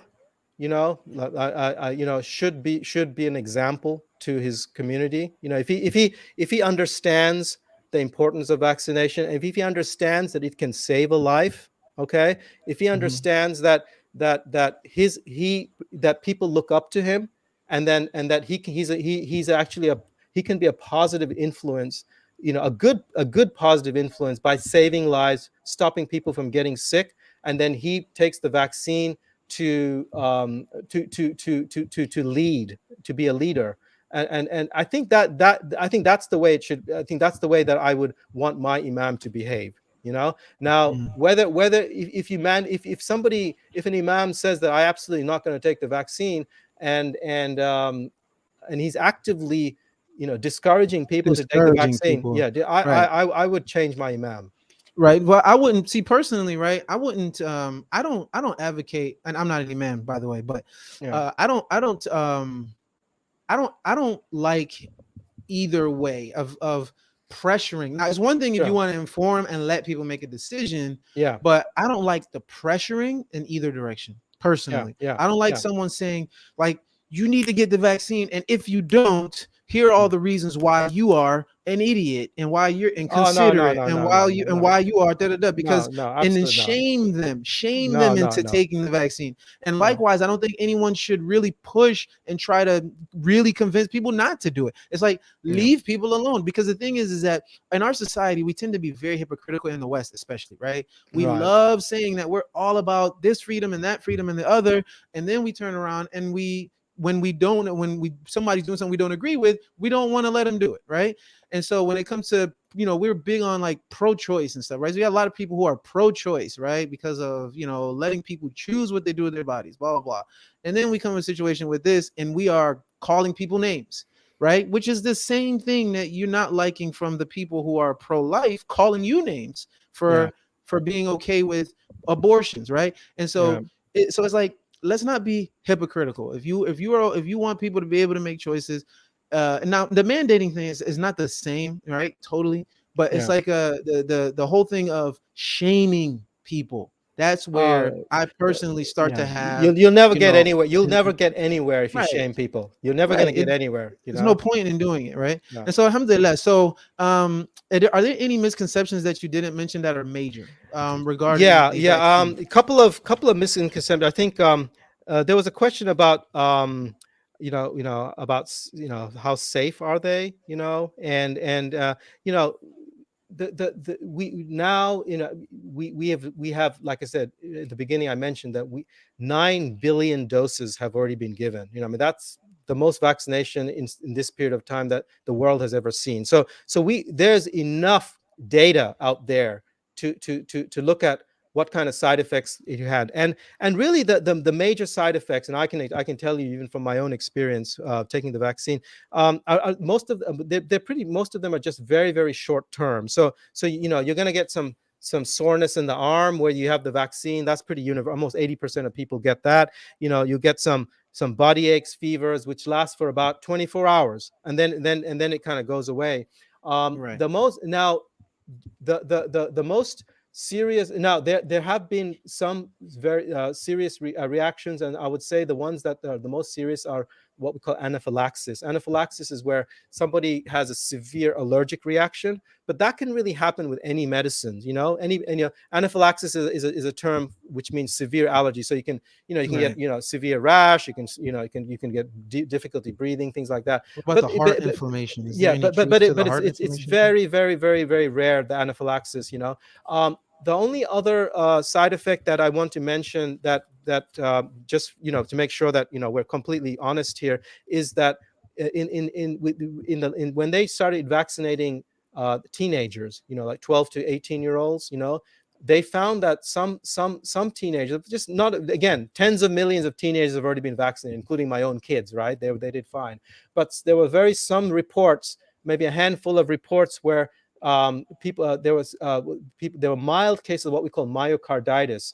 Myocarditis is where Mm. where there is some inflammation of the heart muscle. But what they Hmm. found is that those kids, they had maybe some chest discomfort for maybe 2 or 3 days, and then they found that when they did the blood test, the cardiac enzyme levels had elevated for a couple of days.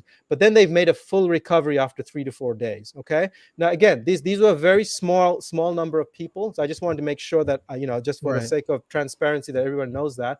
But keep in mind also that the people who get the COVID infection can also give you myocarditis. Okay.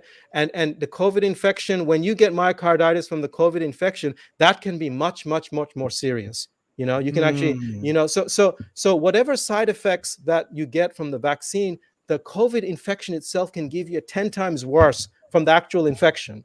Okay. Mm. So Interesting. Interesting. that's the problem, you see. And Hmm. one other sort of, maybe it sounds ridiculous now, but I don't know, maybe there's some people that still believe this. You might have heard of this one, is that the government is trying to introduce microchips into the Yo, yeah, vaccine, and yeah. and I was and actually try gonna ask about that, but I left that question out. and trying to track people and gather personal information into a database. I can guarantee that that is completely false. And one other reassurance that, or question that people had, was that when they did the trials, the clinical trials, one of the questions was, did they introduce people with color? Did they introduce, or was it just white people? So What do you mean introduce? What do you mean? no, They did they? I mean, did they actually test? When they did when Pfizer, Moderna, when they did before the vaccines were approved, they tested 30,000 people each. Right. Okay, 30,000 people each. So the question was, when they did the clinical trials, there's clinical trial involves, for, phase 1, phase 2, phase 3. So when they did those clinical trials, did they include, African Americans? Did they include Hispanics? Did they, did they see that whether it works in them? So Right. there are actual numbers that show that, and it showed that in the Pfizer actually had 10% of the people that they were doing the trial on were African American. Although, like I said, 12% of the U.S. population is African American. Pfizer had 10% of their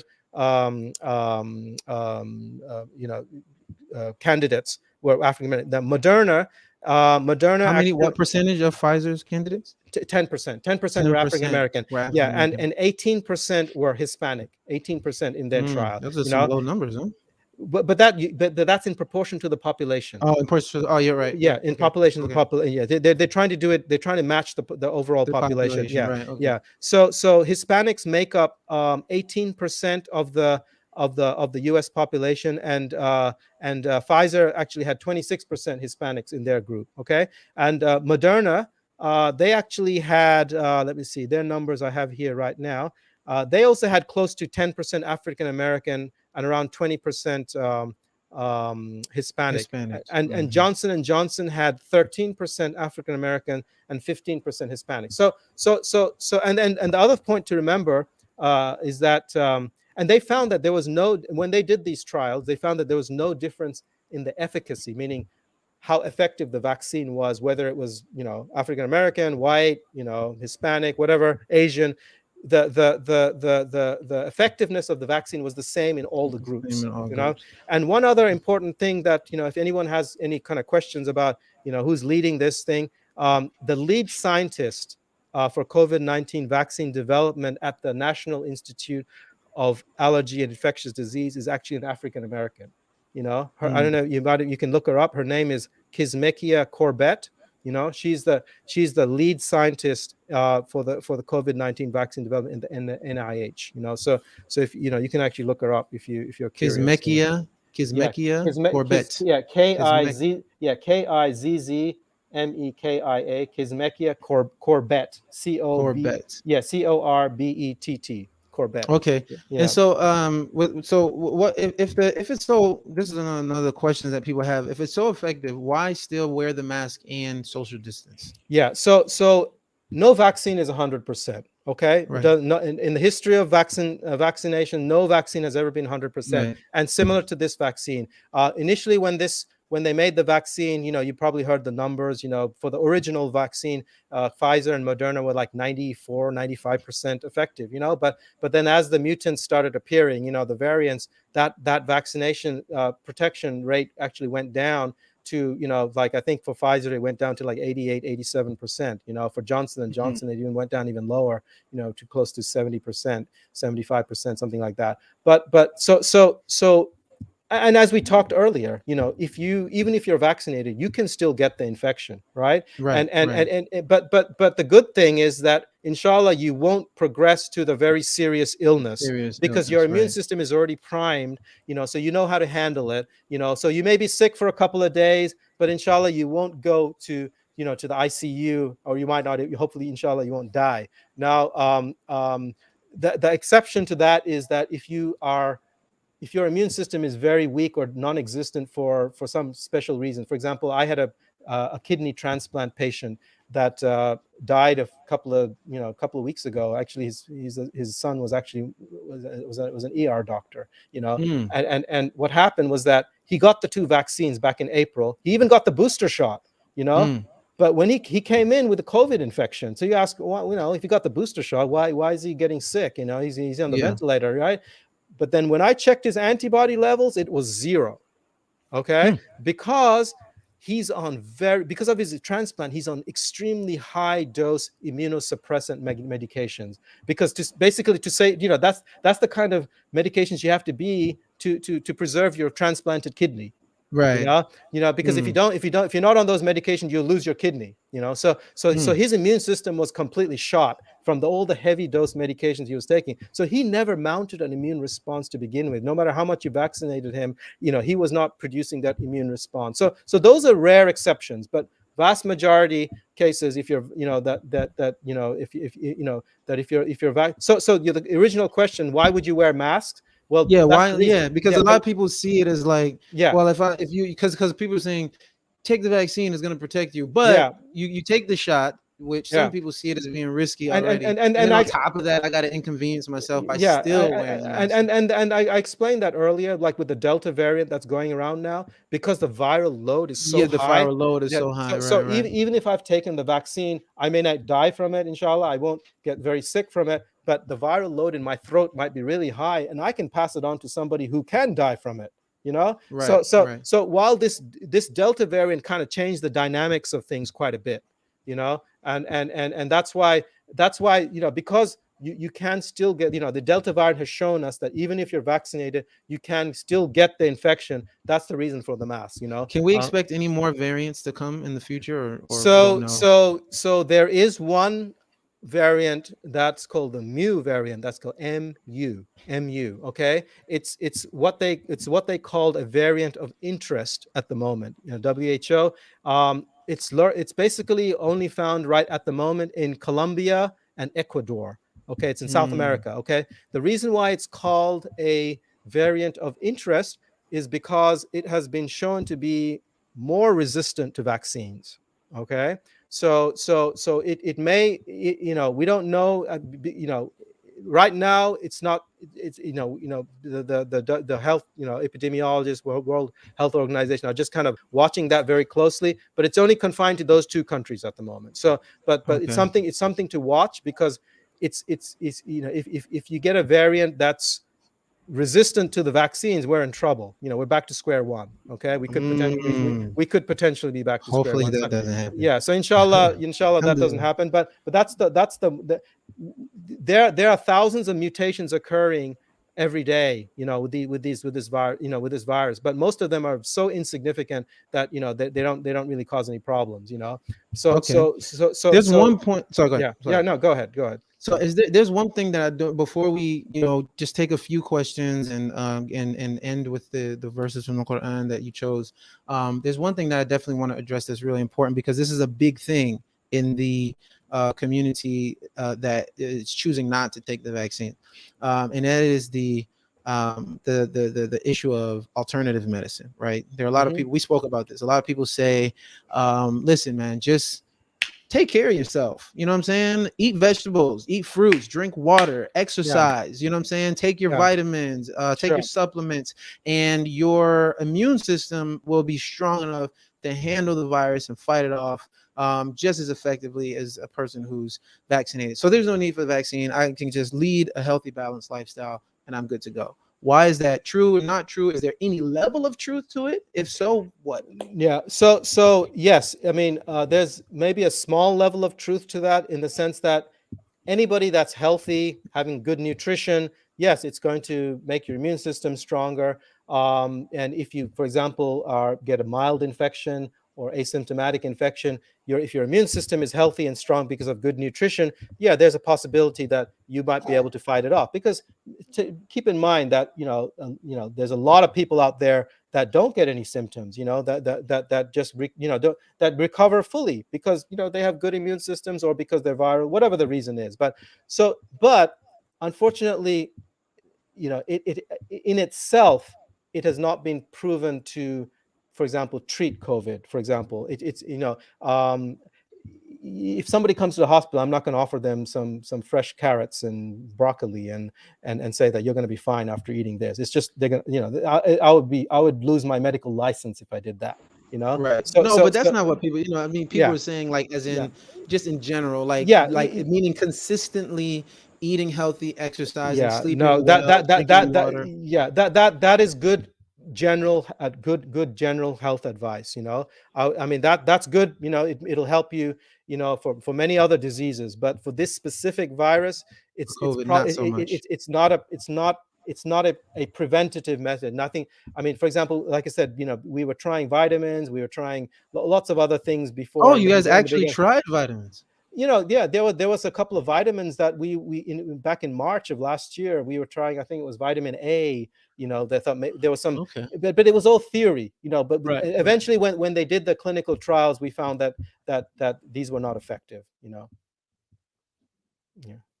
Okay, all right. So I just wanted to definitely get that in there because that is something I was hearing a lot. And I just my grandmother was telling me when I was talking to her about it the other day. I was telling you I was having a conversation with her about it, and she was saying that one time, she had a situation where she had something going on, and she went to a traditional, regular like doctor, and he diagnosed some type of medication or something like that. She took the medication. It was like a topical skin thing or something, and it caused her to break out or something like that, whatever the case may be. And Mm-hmm. so then she went to him and she told him, and I don't know what he said to her, but she basically went to my grandmother. And my grandmother, she's from Shreveport, Louisiana, right? She's from Mm-hmm. old country, right? Uh-huh. Not Mm-hmm. my great grandmother, because that's my grandmother's mother, Mm-hmm. who I actually met. And she did some concoction that she always did growing up, that her parents did, and she put it on her, and it healed her. And so she went to the doctor, and mind you, my grandmother is pro vaccine and stuff. I'm just telling you, right? And so she's got it and everything. And so when she got to the hospital, to the doctor, he said, oh, so it's cleared up. And she said, well, yeah, but it's because of what my grandmother did. And he said, oh, she's practicing witchcraft, right?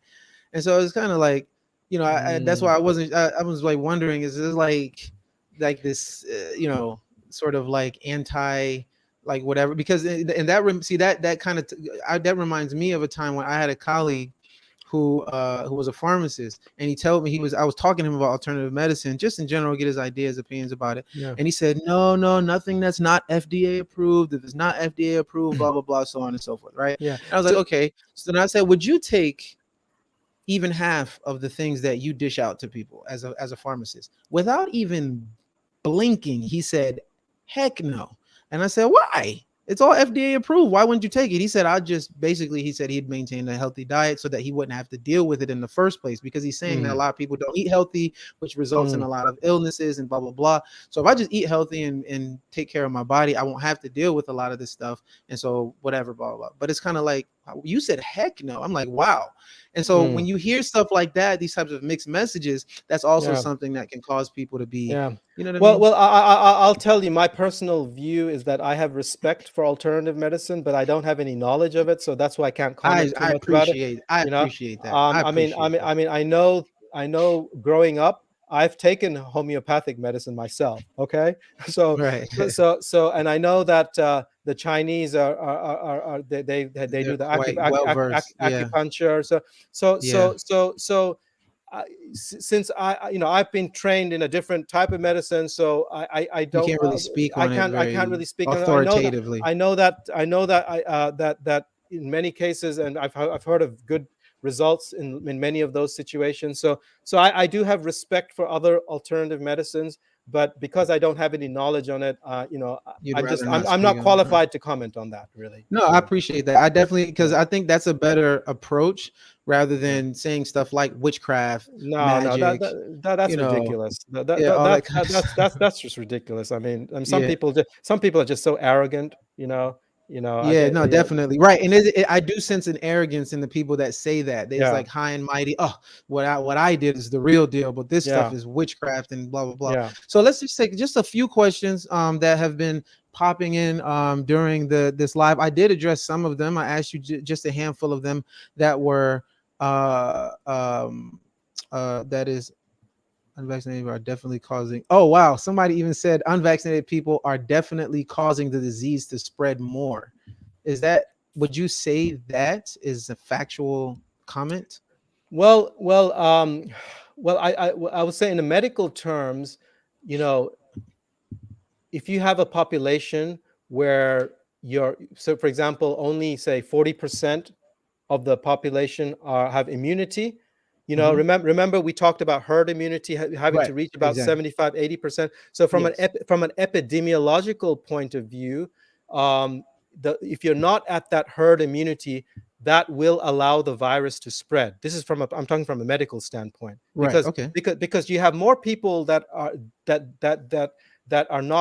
don't have the immunity to protect themselves, so the virus can go to them and multiply, and then they can, if Right. there's a room full of people, say 10 people, and none of them are vaccinated, and one of them Right. is infected, the virus can go from one person to one person to another person to Yeah, another so person. theoretically it Yeah, can happen, but I'm yeah. talking about in terms of the data. Does the data suggest that the unvaccinated are the cause of this disease spreading more, of COVID-19 spreading more? No, it's not there. I wouldn't say that the causing, you're causing, you're saying things like that again. You're antagonizing a whole group of people again, Right. and then and Okay. you're basically defeating the purpose of what you're trying to do.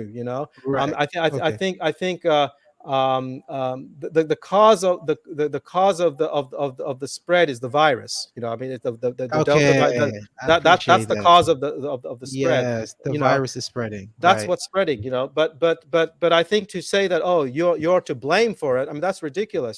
But yes, but we do need to try to achieve, whatever way, whether it be by natural infection or by vaccination, we need to try to get to that 75-80% if we want to get rid of this virus out of our communities and get back to our normal lives. No, thank you So for addressing that. No, that yeah. was, I think your answer was very, very balanced, and I appreciate it. So somebody, a brother come out, Ayubi, he says, I had a breakthrough case of COVID. It lasted 4 to 5 days of symptoms, and I was fine. Is that true for most vaccinated people according to your experience? I'm assuming Absolutely. he is vaccinated. Yeah, absolutely. And I've seen that a lot of people I know some doctors that were vaccinated, they got infected, and not only did they not go to the hospital, but they basically recovered after, like this brother here, after 4 or 5 days he was fine. And that's been the now there's been a couple of patients that did end up in the hospital, but even though they only stayed in the hospital for 2 or 3 days and then got discharged. So Okay. that's been a common theme that I've seen from my experience, not So it's only in not the hospital. lasting that 10 days anymore. We're not No, no, seeing the 10 yeah, days. except for those rare exceptions, like that renal Right. transplant patient that I mentioned. He ended Right. up Right. in the hospital for like 3 weeks and then died. So Yes, subhanAllah. that's for because he never developed immunity in the first place. Community in first place. Okay, so You know. somebody's asking why the booster already. So what's up with the booster? Do you think that the booster is even necessary if a person has taken both vaccines at this point right now? Is it necessary? Not that you're advising people to do it or not do it, but Yeah. just from a medical standpoint, does it make sense to take Okay. a booster? So let me tell you I don't know if you're aware, the FDA recently, in fact, what's today, 24, day before yesterday, in fact, they actually said that it's not necessary for everybody. Okay, Okay, all right. they already said it's not necessary for everybody. Okay, So okay, they already categorized the people that they recommend it to. So they're not even saying that you have to take it. All right. okay, okay, So the people that they recommended it to are the people who are the first group of people with immunocompromised. People who are on chemotherapy, cancer patients, who is very high risk of developing serious illness. Those are one group. Then the elderly, like 65, because what happened, they recommended people in nursing homes, because now what they found, the data that they found, they looked at the data, they found that the booster has prevented has reduced the risk of these elderly people getting back into the hospital, even though there's a high percentage of them who got vaccinated back in December and January, but some of them are starting to get infected, and there's a higher rate of hospitalization in these elderly. So what they recommended, anybody over 65, they can consider, nobody is, they can consider getting and the other group are that they mentioned, there are two other groups, are healthcare workers like myself, because I see people all the time, and I took my vaccination so long ago. It's been it's coming up to 9 months now, and they found that after 6 months or so, the antibody levels do kind of decline. Okay, okay. when they start off at a peak, and then they slowly decline. So and since they have seen breakthrough cases, we just talked about breakthrough cases. Since they have seen breakthrough cases, even in medical professionals, they just said that it's optional. That you can, that if you want to get that extra booster for healthcare workers, they're saying that they would recommend it, but it's not mandatory. And the only other, I think, was the teachers was one category that said that, because they're always, but again, not the booster is not mandatory for anybody, okay, and it's definitely not mandatory when, in fact, it just got approved at our hospital today, right? Oh, And the it's booster, not you mean? the booster, not I the, got. the booster. I mean, but it's going to be optional. It's going to be optional, Going to be so optional, so it's it's going to not be like a optional. definitely take it, go out and No, get it if you no, got two absolutely. shots. One way that, if you really want to, if you want to be scientific about it, you can actually check your antibody levels. It's called, if you check the spike protein antibody. Spike protein antibody is the antibody that forms specifically from the COVID, from the vaccine. Okay, so if you want to check whether you need it or whether you're immune, you can go and get your doctor and say, look, I want to check my spike antibody level. I want to see what it is. And Okay. a couple of doctors, they did that, and they found that their level is like, off the charts. It's like 250. This was like, just from, even though they got vaccinated back in January, they got really good antibody levels. So if I had a blood test like that, I'd say, I don't need a booster right now. I probably know there's no rush. Maybe Okay. in 6 months or 12 months time, I might check my antibody levels again. But so it's not as essential as taking it the first time, because Okay. if you've taken the one, even if you've taken one dose, I don't encourage you to take just one dose, but even if you've taken one dose, but definitely two, but you still have some immunity regardless. You're going to have some Right. immunity. I'm talking about most healthy people. Should a So person who has taken the two, if they get infected, should they still just quarantine for the 2 weeks, even if they are not showing symptoms after 4 to 5 days? no, you don't know. What happens is that you can actually reduce.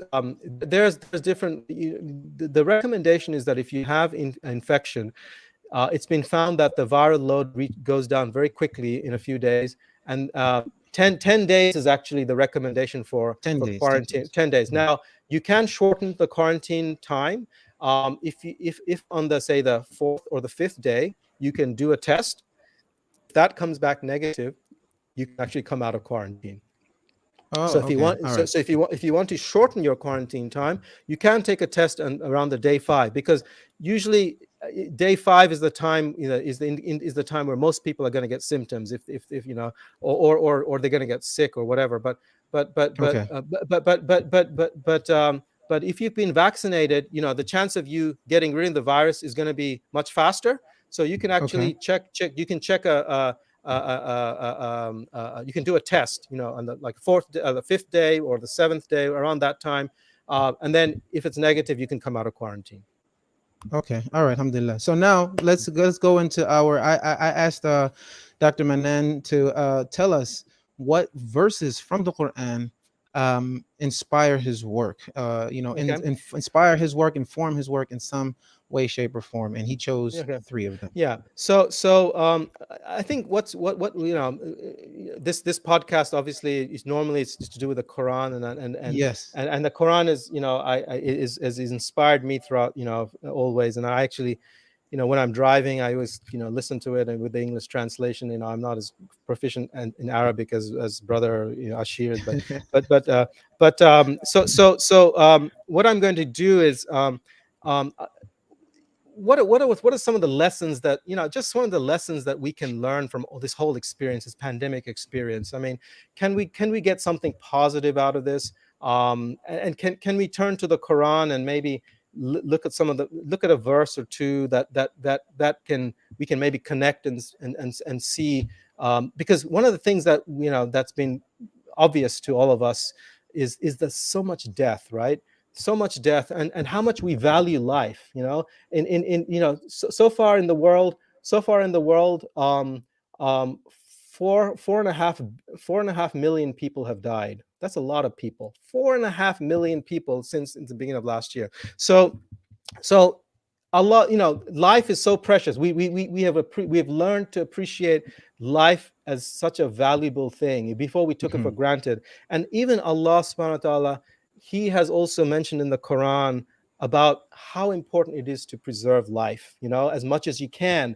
And the podcast that we're doing now, maybe maybe so it will encourage somebody to behave differently, maybe act differently, and that may be a positive thing, maybe even save their life or save somebody else's life.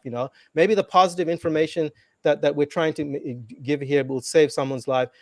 At the same time, we're trying to um, remove any kind of information that might be incorrect or any kind of Misleading. or misunderstandings, that may save somebody's life.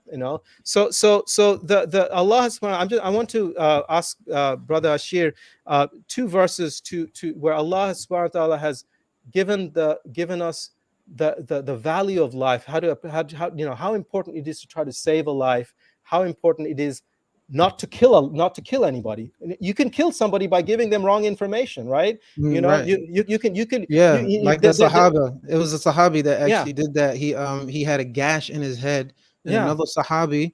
I mean, he asked another Sahabi, "Can I just like basically do like a tayammum instead of make a ghusl?" Because he had a wet dream, right? And yeah, so he needed to make a ghusl, but he said, "Do I have to do the whole thing?" yeah, And the yeah. Sahabi ignorantly told him, "Yes, take a shower. You have to. You have to cover your whole body." And he did so, and he died. And the Prophet ﷺ Right, blamed him. right, right. Well, You there know? are some leaders out there that, for example, are saying that COVID doesn't exist. You don't have to wear a mask, and that's resulting in people getting infected, people dying. So what you say, providing information that is not correct or misguiding people deliberately, that it's to kill somebody is a very serious thing, and Allah mentioned this. And I'm going to ask Brother Surah Ashir to Ma'idah, okay. Surah Surah Ma'idah, Al-Ma'idah in verse 32, verse 32. He's going to say the Arabic, and I'll just read the inshallah. translation after that. Okay. أعوذ بالله من الشيطان الرجيم. بسم الله الرحمن الرحيم. من أجل ذلك كتبنا على بني إسرائيل أنه من قتل نفسا بغير نفس أو فساد في الأرض فكأنما قتل الناس جميعا ومن أحياها فكأنما أحيا الناس جميعا ولقد جاءتهم رسلنا بالبينات ثم إن كثيرا منهم بعد ذلك في الأرض لمسرفون. Jazakallah khair, Mash. Right, yeah. So the translation for that is, for this reason, we decreed for the children of Israel that whoever kills a person, not in retaliation for a person killed, nor as a punishment for spreading disorder on earth, is as if he has killed the whole of mankind, of humankind. And whoever saves the life of a person is as if he has saved the life of the whole of mankind. So, inshallah, if we can even save one person's life, from this podcast, inshallah, it's like saving the whole of mankind. And if we, and obviously, we hope we're not spreading any misinformation, because if we kill anybody with misinformation, it's like killing the whole of mankind. And Right. just like that, another one more ayah related to the importance of life is preserving your own life. So if you know something is going to save your life, you should, if something is going to say, because Allah subhanahu wa ta'ala says in Surah An-Nisa, chapter 4, verse 29, about don't kill yourself. And I just want Brother Ashir to recite that verse, please. Right. أعوذ بالله من الشيطان الرجيم. يا أيها الذين آمنوا لا تأكلوا أموالكم بينكم بالباطل إلا أن تكون تجارة عن تراض منكم ولا تقتلوا أنفسكم إن الله كان بكم رحيما. And the translation to that is, O you who have believed, do not consume one another's wealth unjustly, but only in lawful business by mutual consent. And do not kill yourselves or one another. Indeed, Allah is to you ever merciful. So Allah is saying, don't kill yourself as well. I mean, basically, it's relevant to this situation. If you are convinced that a certain type of behavior that we all discussed or whatever, may stop you from getting sick and potentially dying, it's your duty to go and preserve your own life. And Allah is saying, don't kill yourself. So the value of life is emphasized in both of these verses. How important life is and how important it is for us to try to save it. The last, maybe we can conclude with this last verse. Before we conclude with the last one, I just want to make a disclaimer to people that remember that I asked Dr. Mannan what from the Quran informs him personally. He is not up here making any fatwas. He is not putting his understanding of these ayats off onto other people.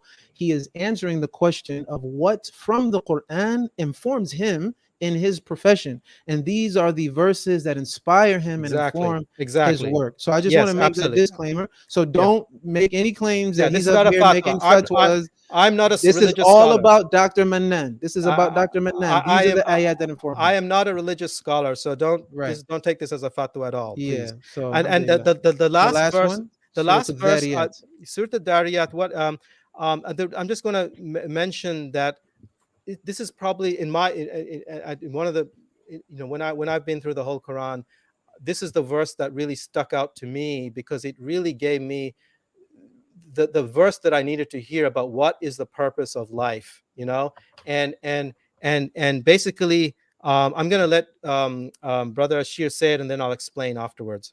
Okay. أعوذ بالله من الشيطان الرجيم وما خلقت الجن والإنس إلا ليعبدون. Yeah. So it's a very short ayat, but verse, and what it says in the translation is, this is what Allah is saying in the Quran: and I did not create the jinn and mankind except to worship me. Okay. And when I heard this, listened to this and read this Quran, many years ago, it kind of just said that, well, this in this one ayah, it told me what is the purpose of life. It is to worship Allah. And to me, what does that mean, to worship Allah? To mean worship Allah is to do as many good deeds as you can to please Him, Mm-hmm. and this pandemic has actually brought so many opportunities to worship Allah, to do good deeds. And what do I mean by that? For example, look at what's happened since in the last 18 months. People have lost their jobs. People have become sick. People have become lonely, and there are so many opportunities for others to go and help others. For example, you have a brother who's lost their job, who's struggling, to basically put food on the table. Go and help that brother or sister or that family, and there's so many cases like that all over the world, No, definitely, yeah. Actually, we have a good friend of mine, Saad Omar. Constantly, you see him doing fundraisers on Facebook because of someone who lost their job due to COVID. So and the community comes together and this is a form of worship. This is a form of worship, a form of good. And then sick, when people are getting sick, obviously, I know that we encourage people to go and visit somebody who's sick, but obviously in this situation you might be a little bit more careful. But maybe when they've recovered, you can go and still visit them. And call them. You can call them. Yeah, and call them. And there are other ways to help them. Sick. You can if it's, for example, the breadwinner of the family, again, you can support the family in other ways. People who are lonely, so in all these lockdowns that we've had, there are people who have who have had to stay alone in their house for months and months, and it's depression has set in. They feel isolated. I think you can just pay a visit to somebody, as long as taking the precautions. That's an act of worship. It's an act of charity. So and then one of the things that I think that that we have learned from this experience, is taught us to be humble. I mean, this little virus that you can only see under an electron microscope, look what it's done to the world. It's brought the whole world down to its knees. You know, I mean, the most powerful nations in the world have been completely powerless to deal with this virus. You know, I mean, economies, the U.S., all these Western economies are shutting down. Businesses are going out of business. You know, and this tiny little virus, it shows how weak we are, how powerful God is, Allah is. You know, Yeah. that in itself should make us humble. You know, that Right. we are Absolutely. nothing. We are nothing. We have no power. We're you know, who are we to be arrogant? You know, Right. Right. and this should maybe, you know, catapult us to, if you were not, you know, doing worship before, maybe, you know, this will trigger you to, or motivate you to do that, maybe to pray more, fast more, Right. whatever you weren't doing before, do it now. If you are already doing that, do something Do extra, more. Yeah. go Do to the more. next level, you know. Right. Right. So this is all in this. There are plenty of opportunities to fulfill the purpose of life. The purpose of life, as in my, you know, as this verse says, you know, I did not create the jinn and mankind except to worship me. There are many opportunities that this pandemic has brought us to fulfill our purpose in life, to worship Allah, Alhamdulillah. to do that. And I think I'd rather conclude there. Alhamdulillah. Now I appreciate you coming with those verses, and I appreciate you being here and answering all the questions. Staying cool, calm, and collected. You're not calling people names. You're being honest and transparent about certain things. And Alhamdulillah, as at the end of the day, that's all we can do is give our Inshallah. perspective, to tell our Alhamdulillah. story and inform based on what it is that we know. So Inshallah. Jazakallahu khairah. Thank you for coming up here. Wa And yakum. Alhamdulillah, I hope maybe it's not the last time, inshallah. Inshallah. Maybe And we can have yeah, Yasmin up here one day. yeah. Well, you taught her. You know, maybe we will do that. You know, Jazakallah. I Inshallah. appreciate the opportunity to talk about this. And like I said, I want to just mention to everybody, I'm coming here as a friend of Brother Ashir. Brother Ashir has been a brother to me, more than a brother. He's taught my children Quran. My daughter, you know, like I said, she completed the whole of the Quran under his supervision with a beautiful taj. You heard Brother Ashir's beautiful tajweed. That's the kind of tajweed that he taught my daughter. You know, so I'm very grateful to Brother Ashir. He's a dear friend. And he's a teacher of my children. So whatever I said today, I've said it with as sincerely as possible. I don't have any agenda. I'm not affiliated with anybody. So if I said anything, you know, that is wrong, may Allah forgive me. But otherwise, you know, I've said everything as sincerely as I can. Alhamdulillah. And so with that, we will conclude. Subhanaka Allahumma wa bihamdik. Nashhadu an la ilaha illa ant. Nastaghfiruka wa natubu ilayk. Allahumma ja'al jam'ana jam'an marhuma. Tafarruqana min ash-sharri ma'suma. Oh Allah, make this gathering one that is full of blessings. And free from any wrongdoing or any sin. آمين يا رب العالمين. سبحان ربك رب العزة عما يصفون. سلام على المرسلين. الحمد لله رب العالمين. السلام عليكم ورحمة الله وبركاته. السلام عليكم.